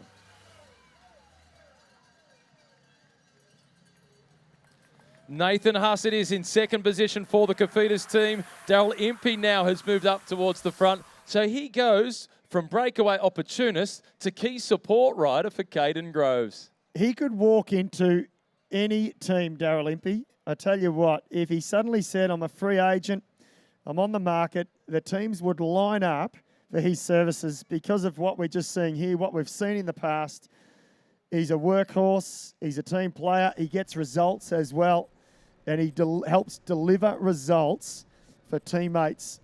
He's an incredible rider, really selfless, and look at that. He could have just thrown the towel in, sat on the back, and they actually wouldn't have said anything. They would have said, well, your job's done. You're not required to do anything, but he won't. He will now ride at the front, and he'll support his teammates right towards the end. Number 167, Blake Quick, still down towards the back of the peloton. This is a point, as they're about to turn onto the Great Ocean Road, where I would have liked to have seen him a little closer to the front if I was his sports director.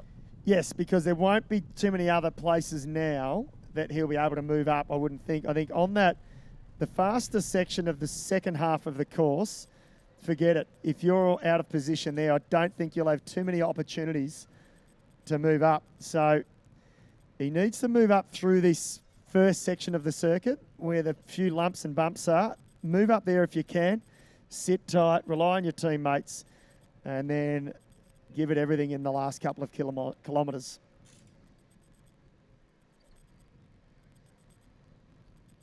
At the base of the climb, heading into the feed zone. Nathan Huss controlling the tempo at the front, but the attack, it has arrived. We expected it. CCC now on the move. It has, and it's the right place to attack. This is the hardest part of the course. It's the longest hill. It's not steep, and it's not that long in professional cycling terms, but it's long enough maybe to just create something here. He's got a rider has jumped across. It's a Bora Hansgrohe rider. Can feel the pressure at the back of the peloton. Number 82, that is Clement Chiveret, who was in the breakaway of 5 for a long time. There is 167. Blake Quick, as long as he survives these climbs, there's still plenty of time for him to move forward before the sprints. Yeah, he needs to sit tight at the moment. Number 41, Daryl Impey, job done. He is drifting out the back. Yeah, he's done what he can for the team. He'll pedal along here. He won't try too much harder, I think. If he can get back on, easy enough, he will. But I can't imagine the pace will drop off too much now. So Impey's day is done. It's been a pretty good day out at that. 1, 2, 3, 4 riders here on the attack. So 2 more now have jumped. And it's one of the Lotto Soudal riders as well. So a few riders now want to be a part of this party. And this will just cause some stress for the sprinters teams. They'll need to be organised. They already are. They're on the front of the peloton.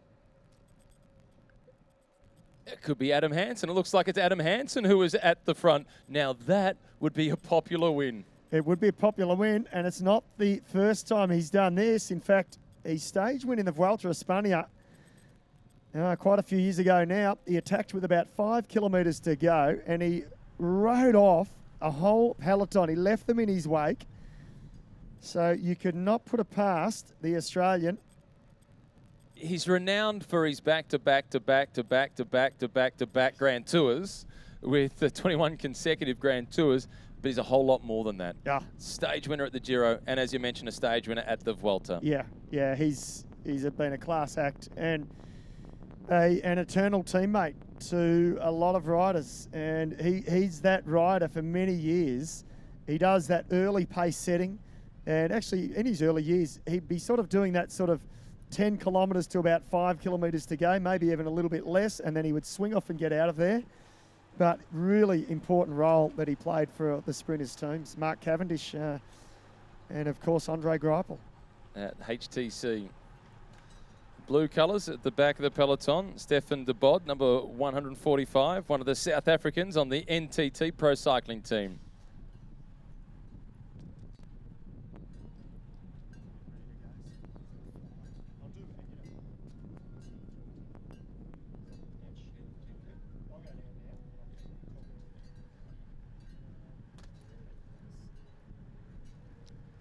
This is Israel Cycling Academy at the back, having done a lot of the chasing. That's Alexander Cataford. Team's done a lot of work hoping to set things up for Andre Greipel.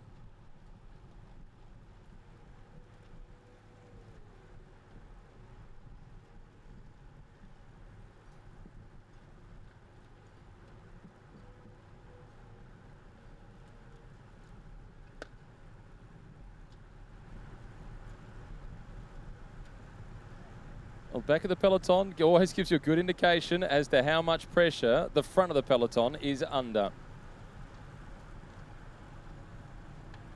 Blake Quick stretching the legs. And he's looking a little cooked at this point. He's been fighting for his survival. He's one of the youngest riders in the race. I was hoping he'd be able to get to the finish and get the experience of participating in a sprint finish like this one, but looks as if the going's just been a little bit too quick for Blake. Still holding on at the rear of the group. Aidan Tuvey is there for Team Bridge Lane. Blake Quick, though, he doesn't know how to give up easily. He fights his way back on.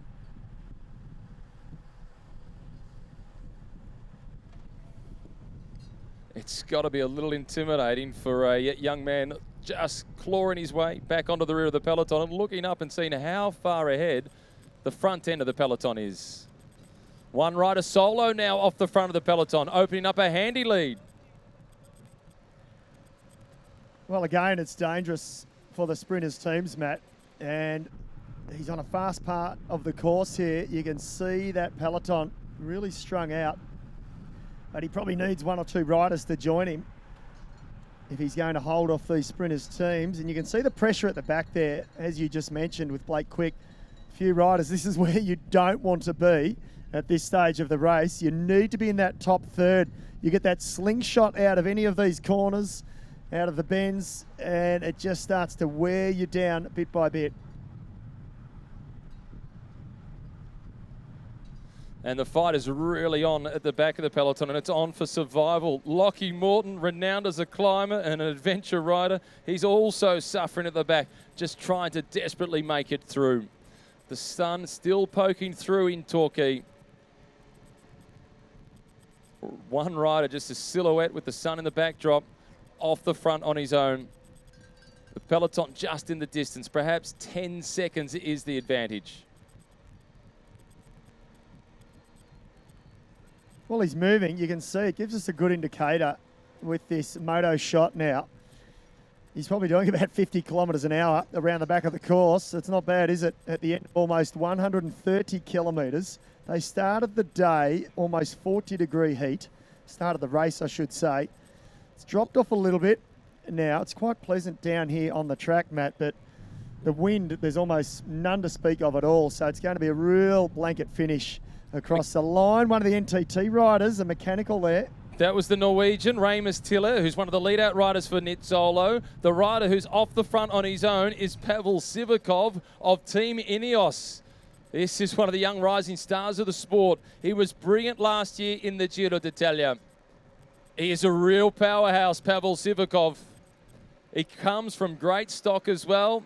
His mum rode the Olympics for Russia. His dad, the Tour de France. He was born in Italy and he was raised in France, and he races under a Russian license for a British team. He's the United Nations in one, and at the moment, he's solo heading for Torquay. Well, it's a dangerous move, isn't it, Sivakov? And look at the style of him there. He's barely moving on the bike. His legs are doing all of the work, and that's what you want to see. Transfer all of that power through the legs. Puts the hands down on the drops now. This is a dangerous move with Sivakov. He won the Young Rider jersey last week at the Tour Down Under. Very consistent indeed. But he's going to need at least 15 seconds if he's going to hold them off out of that last corner when they hit the Esplanade. He's still got a little way to go before he gets to there, but it will cause a little bit of stress again with the sprinters teams and his Ineos teammates. It just helps them. If there's still any left, it puts them in a good position. They can sit and maybe do a counter-attack when he gets caught. 8 seconds his advantage, David. He's not without a chance. He does have his work cut out. The teams of the sprinters, they're still lining up. They have him within their sights, and he is riding a monstrously big gear. And now the sprinters trying to jostle for position towards the front of the peloton. Yeah, he certainly is, and he would be just counting down the metres and the kilometres towards the line. He'd be treating it like an individual time trial now. Maximum effort right on his threshold. Back in the peloton, it's still a little bit of free wheeling. That's the difference when you're sitting in the middle of the peloton. That's how much energy you save. Meanwhile, Sivakov out in front, giving it all he's got. One of the Torquay quick step riders there. Haven't seen much of Sam Bennett. Remember, he wears the Irish National Championship colours, predominantly a sort of white-looking jersey with a splash of green. So we'll look for Bennett as we come in closer. Surely he's towards the front now. Well, this is at the back of the peloton. Number 81, Geoffroy Bouchard of AG2R Le Mondial. Simon Yates off to his left, still sporting some bandages on his left knee after a fall last week in Adelaide. Number 54, that's Lockie Morton at the back of the peloton. After getting the big haircut in Adelaide, raising funds for the bushfire relief. Back of the peloton, that's Ian Stannard for Ineos. In fact, that's Dylan Van Baal at the rear of the peloton. Teams of the sprints are still controlling the front of the peloton. Pavel Sivakov been reeled back in by the peloton. Yeah, it looks like the game might be up on Horseshoe Bend Road now. So Sivakov, there's that beautiful coastline and the finish line. They'll be arriving here in a few moments' time. Great to see a good crowd out as well here for the finish here of Towards Zero Race Torquay. I might have to take my position well behind the finish line shortly, Matt, so I won't be able to see the super screen, but I'll have a bird's eye view of the riders as they come across the line. Well, the breakaway rider, Pavel Sivakov, he has been caught. It's all back together. The next attack goes, and this time it's one of the teammates of Caleb Ewan. It's Lotto Soudal on the charge. Tosh van der Sande it is who's taken a flyer. Well, they have to. This is unique for Lotto Soudal, and of course they don't have Caleb Ewan, so now they're free to fly, and that's exactly what they're attempting to do. And Team Ineos, they're very motivated because now they've sent another fresh horse out after him, and they've opened up a small margin, but it's Bora Arnsgrower that are starting the chase, and they've got some numbers here, Matt. They've got 2 or 3 riders towards the front, and there's Elia Viviani, the European champion, with his Cofidis teammates as well. It was Luke Rowe from Ineos who was responding, trying to go across. 1-1-1. That is Andre Greipel. His teammates from Israel Startup Nation. They've done a lot of the chasing. It's Greipel's turn to come to the front and get himself in a position ready for the sprint finish into Torquay. Sunweb chasing as they swing across the road. That little breakaway has been reeled back in. Tosh van der Sande, Luke Rowe, they've been caught. Who takes over next? They're about to make the right-hand turn onto the Esplanade. hardly any wind to speak of, David McKenzie. It's the perfect scenario for the teams of the sprinters. They have things under control. This is exactly where they wanted the race at this point.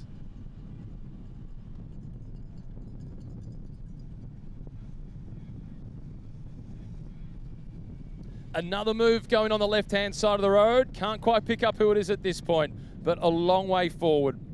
Tosh van der Sande, who just attacked from Lotto Soudal, he's going out the back. He's bid for victory with that long-range move. Well, it's really thrown a couple of surprises, hasn't it, Matt? Normally you don't see this in bunch sprints towards the line, but counter-attacks coming off the front. This makes it really tricky for the sprinters teams. Viviani with a new team this season, with the Cofidis team, the French outfit. They've done so much of the chasing. Nathan Haas has been a big part of it. The European champion. The last we saw a close look at the Peloton, he was sitting in 5th or 6th position, which is a good place to be. Bora Hansgrohe starting to move around the outside, looking for Eric Basker. He's shown good early season form in 2020. The little rise up past the Surf Club. Speeds touching 65 kilometres per hour when they come through for the sprint finish. Going through the 1 kilometre marker. The race is all together. The sprinters are starting to rub shoulders. The battle for position is on at the front of the peloton.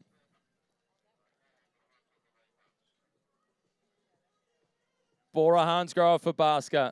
Israel Startup Nation for Andre Greipel. The pink colours, that's EF Education First for Holverson. No late flyers at this point. The speed is simply too high. They're about to crest the last point of that hill. Then they'll be able to see the finish line. The trap can be going just a little bit too soon, but they've had a few dress rehearsals. This is the 10th and final lap.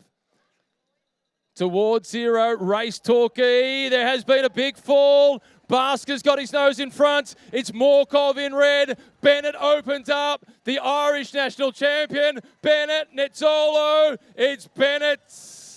He wins again. Nizzolo in second. Alberto Danesi in third position. Caden Groves was fourth, followed by Michael Morkov in fifth.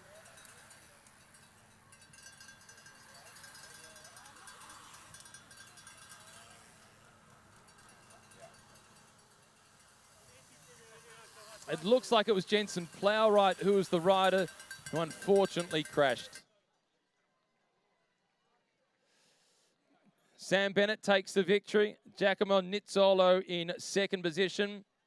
And Alberto Danesi of Sunweb in third place.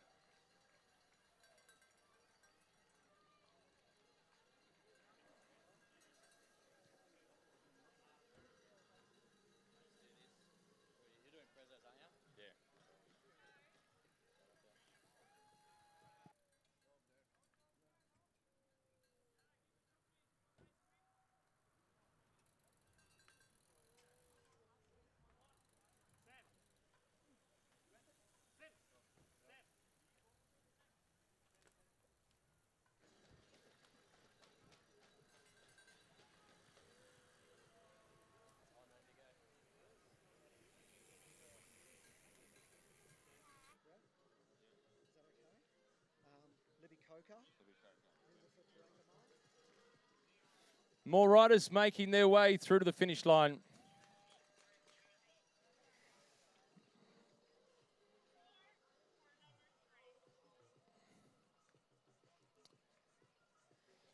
And Nizzolo in second position on his birthday, David McKenzie.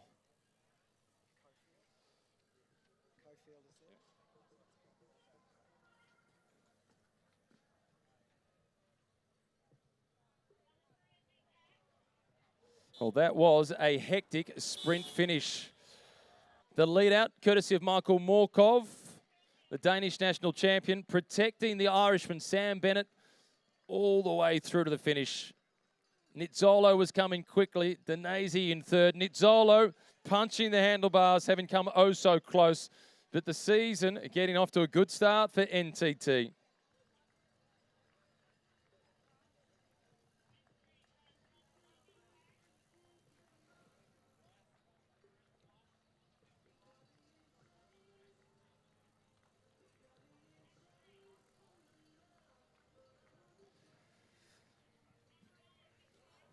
And the Koenig Quickstep deliver once again. Such a successful team. They do win so often. They won more races than anybody else last year.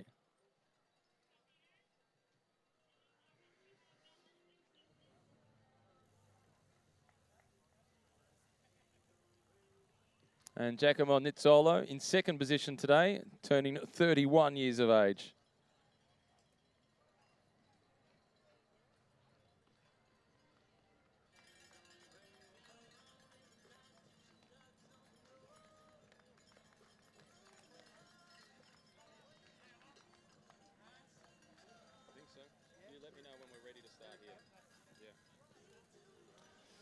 The rider that you can see on the big screen that's been attended to by the medical staff, I think that was Jensen Plowright from Team Bridge Lane, who crashed just inside the final few hundred metres. We certainly hope that he is okay and able to make a recovery enough to start on Sunday, but they were moving when they came through.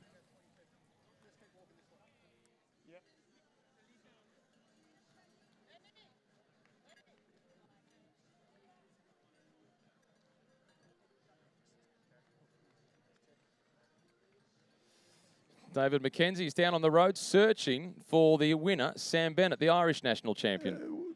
Thanks, Matt. Well, I've found him. Sam, you won 2 years ago at Albert Park and you got the job done today. I feel that this one was probably a little bit harder than 2 years ago. Yeah, it was a pretty hard race. And yeah, when we were racing at the beginning, I started to feel better. And then the race was becoming a bit more controlled. So I asked the guys to make it harder again and kick off the racing again, because it was starting to open up the legs when we did that. So they did exactly that, and they finished off the job in the end perfectly. It wasn't your typical sprint finish. It came to a sprint in the end, but late attacks right down to the wire. A tough one to control, I'd imagine, for any of the sprinters' teams. Yeah, and it's also hard after Tour Down Under. It's the first real effort after it, and yeah, it's a very hard course. If it's raced like a typical Belgium kermesse, it can be a hard race, and one that a breakaway could get to the final for sure. And I think what sprinters have to go through, sure, if you win, you get the glory, but we saw a nasty crash in the last few hundred. Where were you in relation to that? Did you see what unfolded? No, I heard it behind me, and yeah, it gives you a bit of adrenaline, but I don't know how it was caused. What do you think of the course? Pretty good? Yeah, it's hard, but it's a really good course. I think it gives everybody an opportunity to really race, and also the distance is perfect. If it was any longer, I think it would take the racing out of it, but because it's only 130k, you're racing all day, and I think that's what makes it more aggressive as well. And what's it like for an Irishman racing in 40-degree heat? The old Celtic complexion doesn't really suit this heat, but yeah, it was okay. Good stuff. Well done, Sam Bennett, our winner of Towards Zero Race Torquay. Put your hands together, ladies and gentlemen. Well done, Sam. Super effort, and as you mentioned, David McKenzie, the heat, big factor for the Irish national champion. This is a huge turnaround from the Northern Hemisphere to the warm conditions that we have down here. The presentations will be getting underway shortly. We will have the intermediate sprint prizes courtesy of the Surf Coast Times. Short break for those of you watching on the live stream. Choosing the right route can make for a quicker, safer ride. That's why the Victorian Government is investing in infrastructure to make the roads safer for everyone. On Dynon Road in Footscray, we're building a separate two-way bike lane, reducing traffic speed and risk of collisions due to extended curbsides, creating safer crossings for cyclists, providing more visibility and space between cyclists and drivers, and ultimately shaping a smoother and safer journey for cyclists travelling between the city and Footscray. So, this summer, if you're looking for a healthier way to travel, get out and ride, and use this route for a safer journey on the roads. I'm looking forward to another great season in the UCI Women's World Tour, full of action, epic races and great victories.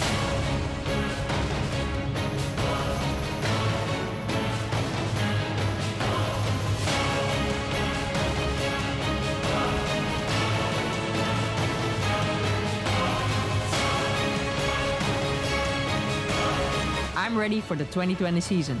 Are you too?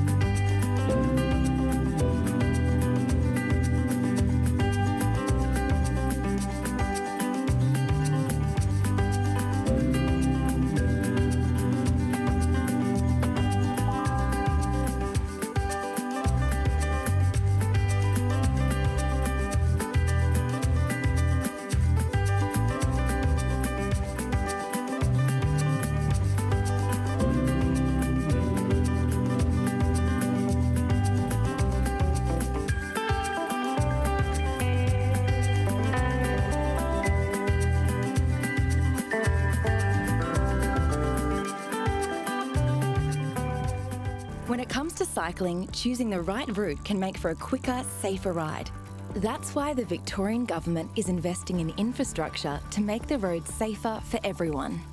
On Dynon Road in Footscray, we're building a separate two-way bike lane, reducing traffic speed and risk of collisions due to extended curbsides, creating safer crossings for cyclists, providing more visibility and space between cyclists and drivers, and ultimately shaping a smoother and safer journey for cyclists travelling between the city and Footscray. So, this summer, if you're looking for a healthier way to travel, get out and ride, and use this route for a safer journey on the roads.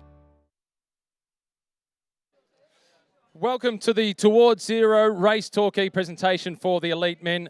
Visit Victoria would like to thank the Surf Coast Shire for hosting, along with the event's premium partners, Towards Zero TAC, Deakin University, Swiss, Mapai, Vegemite and Lexus of Blackburn. We're about to get the presentation started. Joining me on stage to assist with the presentations is the 2011 winner of the Tour de France, Cadel Evans.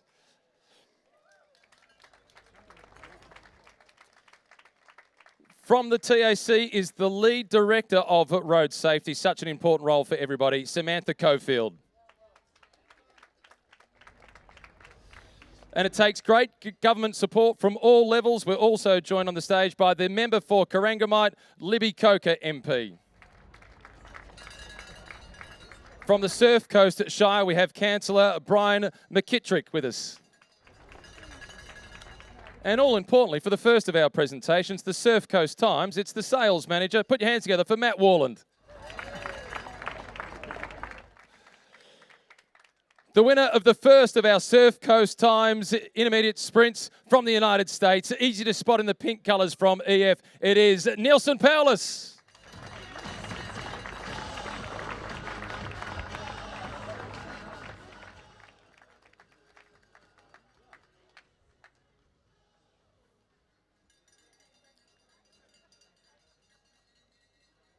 We're not letting you off the hook without a quick word.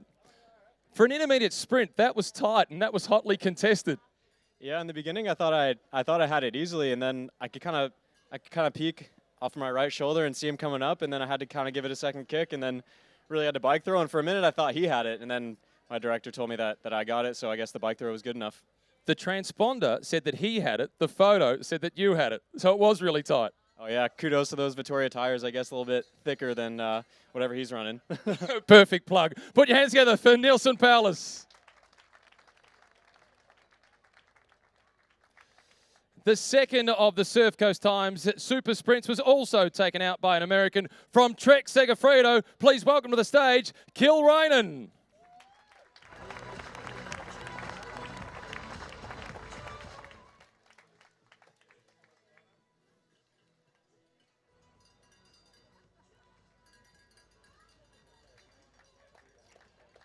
That one looked like the sort of sprint that was the plan for the next attack. Yeah, it was killing two birds with one stone. We just had the plan of being really aggressive out there. We didn't have a favorite sprinter for the race, so we just wanted to make it hard all day, and we did our best. Needless to say, you've had a pretty good trip to Australia so far, particularly with Richie's win over in Adelaide. Yeah, absolutely. I think the team can't be happier, and we'll look to finish it off on Sunday. But Tour Down Under was obviously a huge success for us, and today was about having fun, putting on a show. Finish it off on Sunday, them fighting words. Put your hands together for the winner of the second Surf Coast Times Super Sprints, Kilrainen from Trek Segafredo.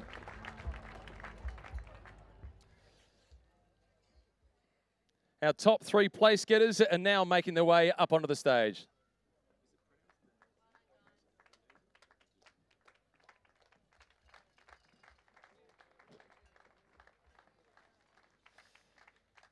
Councillor Brian McKittrick will be presenting to our third place getter, one of the young stars of Italian cycling, riding for the Sunweb team. Put your hands together for Alberto Danese.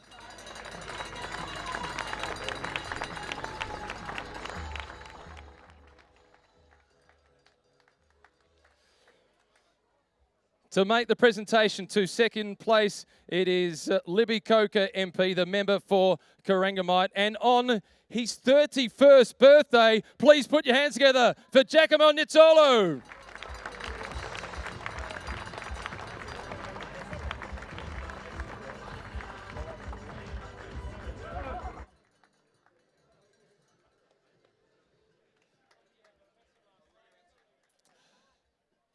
Samantha Cofield from the TAC, the lead director for road safety, making the presentation to the inaugural winner of Towards Zero Race Torquay, the Irish national champion. It is Sam Bennett.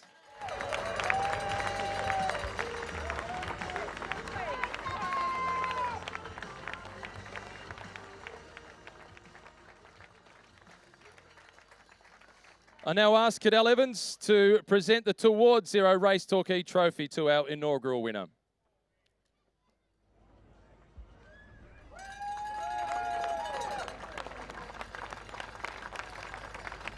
Before the celebrations really get started,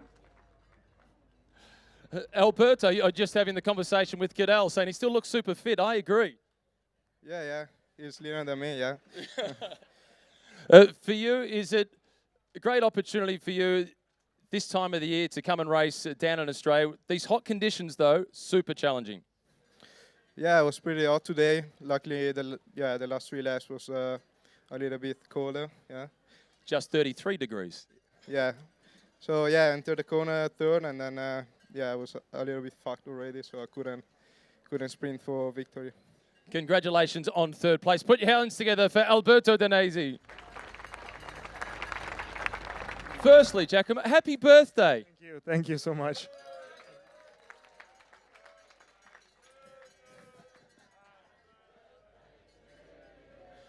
You're making him embarrassed.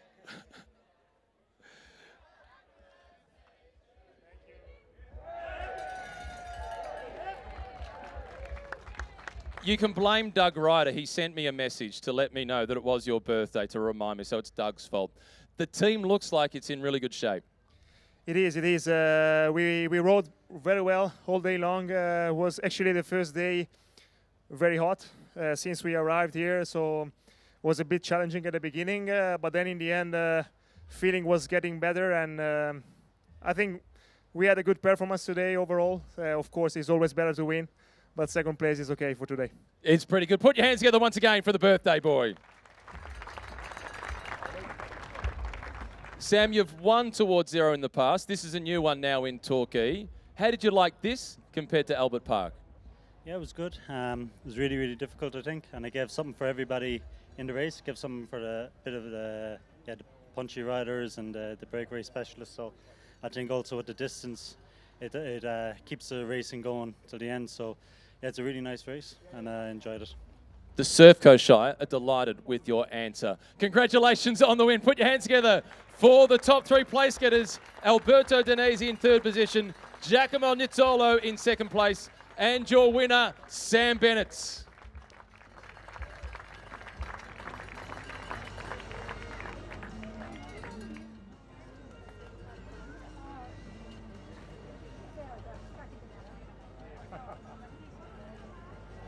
Doesn't look as if they're doing the champagne. It's still got the foil on top. They're taking the champagne. Giacomo's taking the champagne to celebrate his birthday. Are we doing champagne or are we taking the champagne to celebrate the birthday? Sam wants to do the champagne.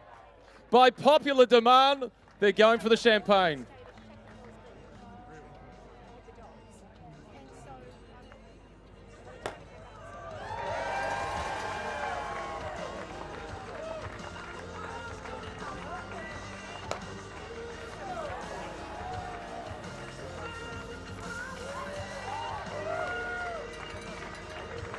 David McKenzie, that's the fastest I've moved all day to avoid the champagne.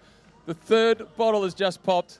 Our top 3 place getters, Sam Bennett, once again taken out Towards Zero, this time in Torquay. On Sunday, the men will be racing for the 6th edition of the Cadel Evans Great Ocean Road Race. Saturday will be the Deakin University Cadel Evans Great Ocean Road Race. It will be the women on Saturday, the men on Sunday. Thanks for joining us in Torquay. For those of you watching on the live stream, enjoy the replay. Sam Bennett with his arms raised up high, he takes the win.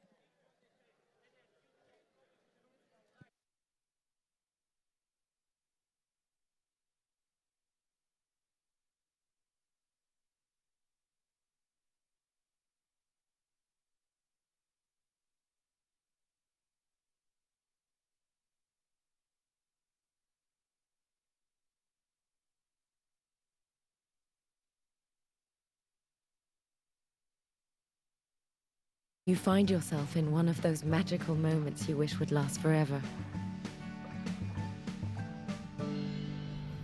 When you feel so good, you have to let it out. When the beauty takes your breath away.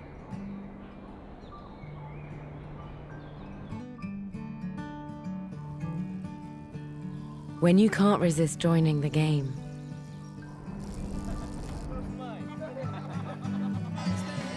When your wildest dream becomes reality.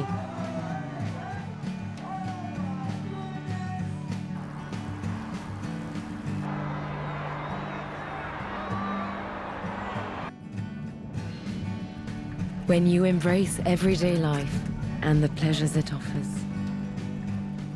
When you're out there sharing an unforgettable day. Happiness is as simple as a ride. Ride and smile.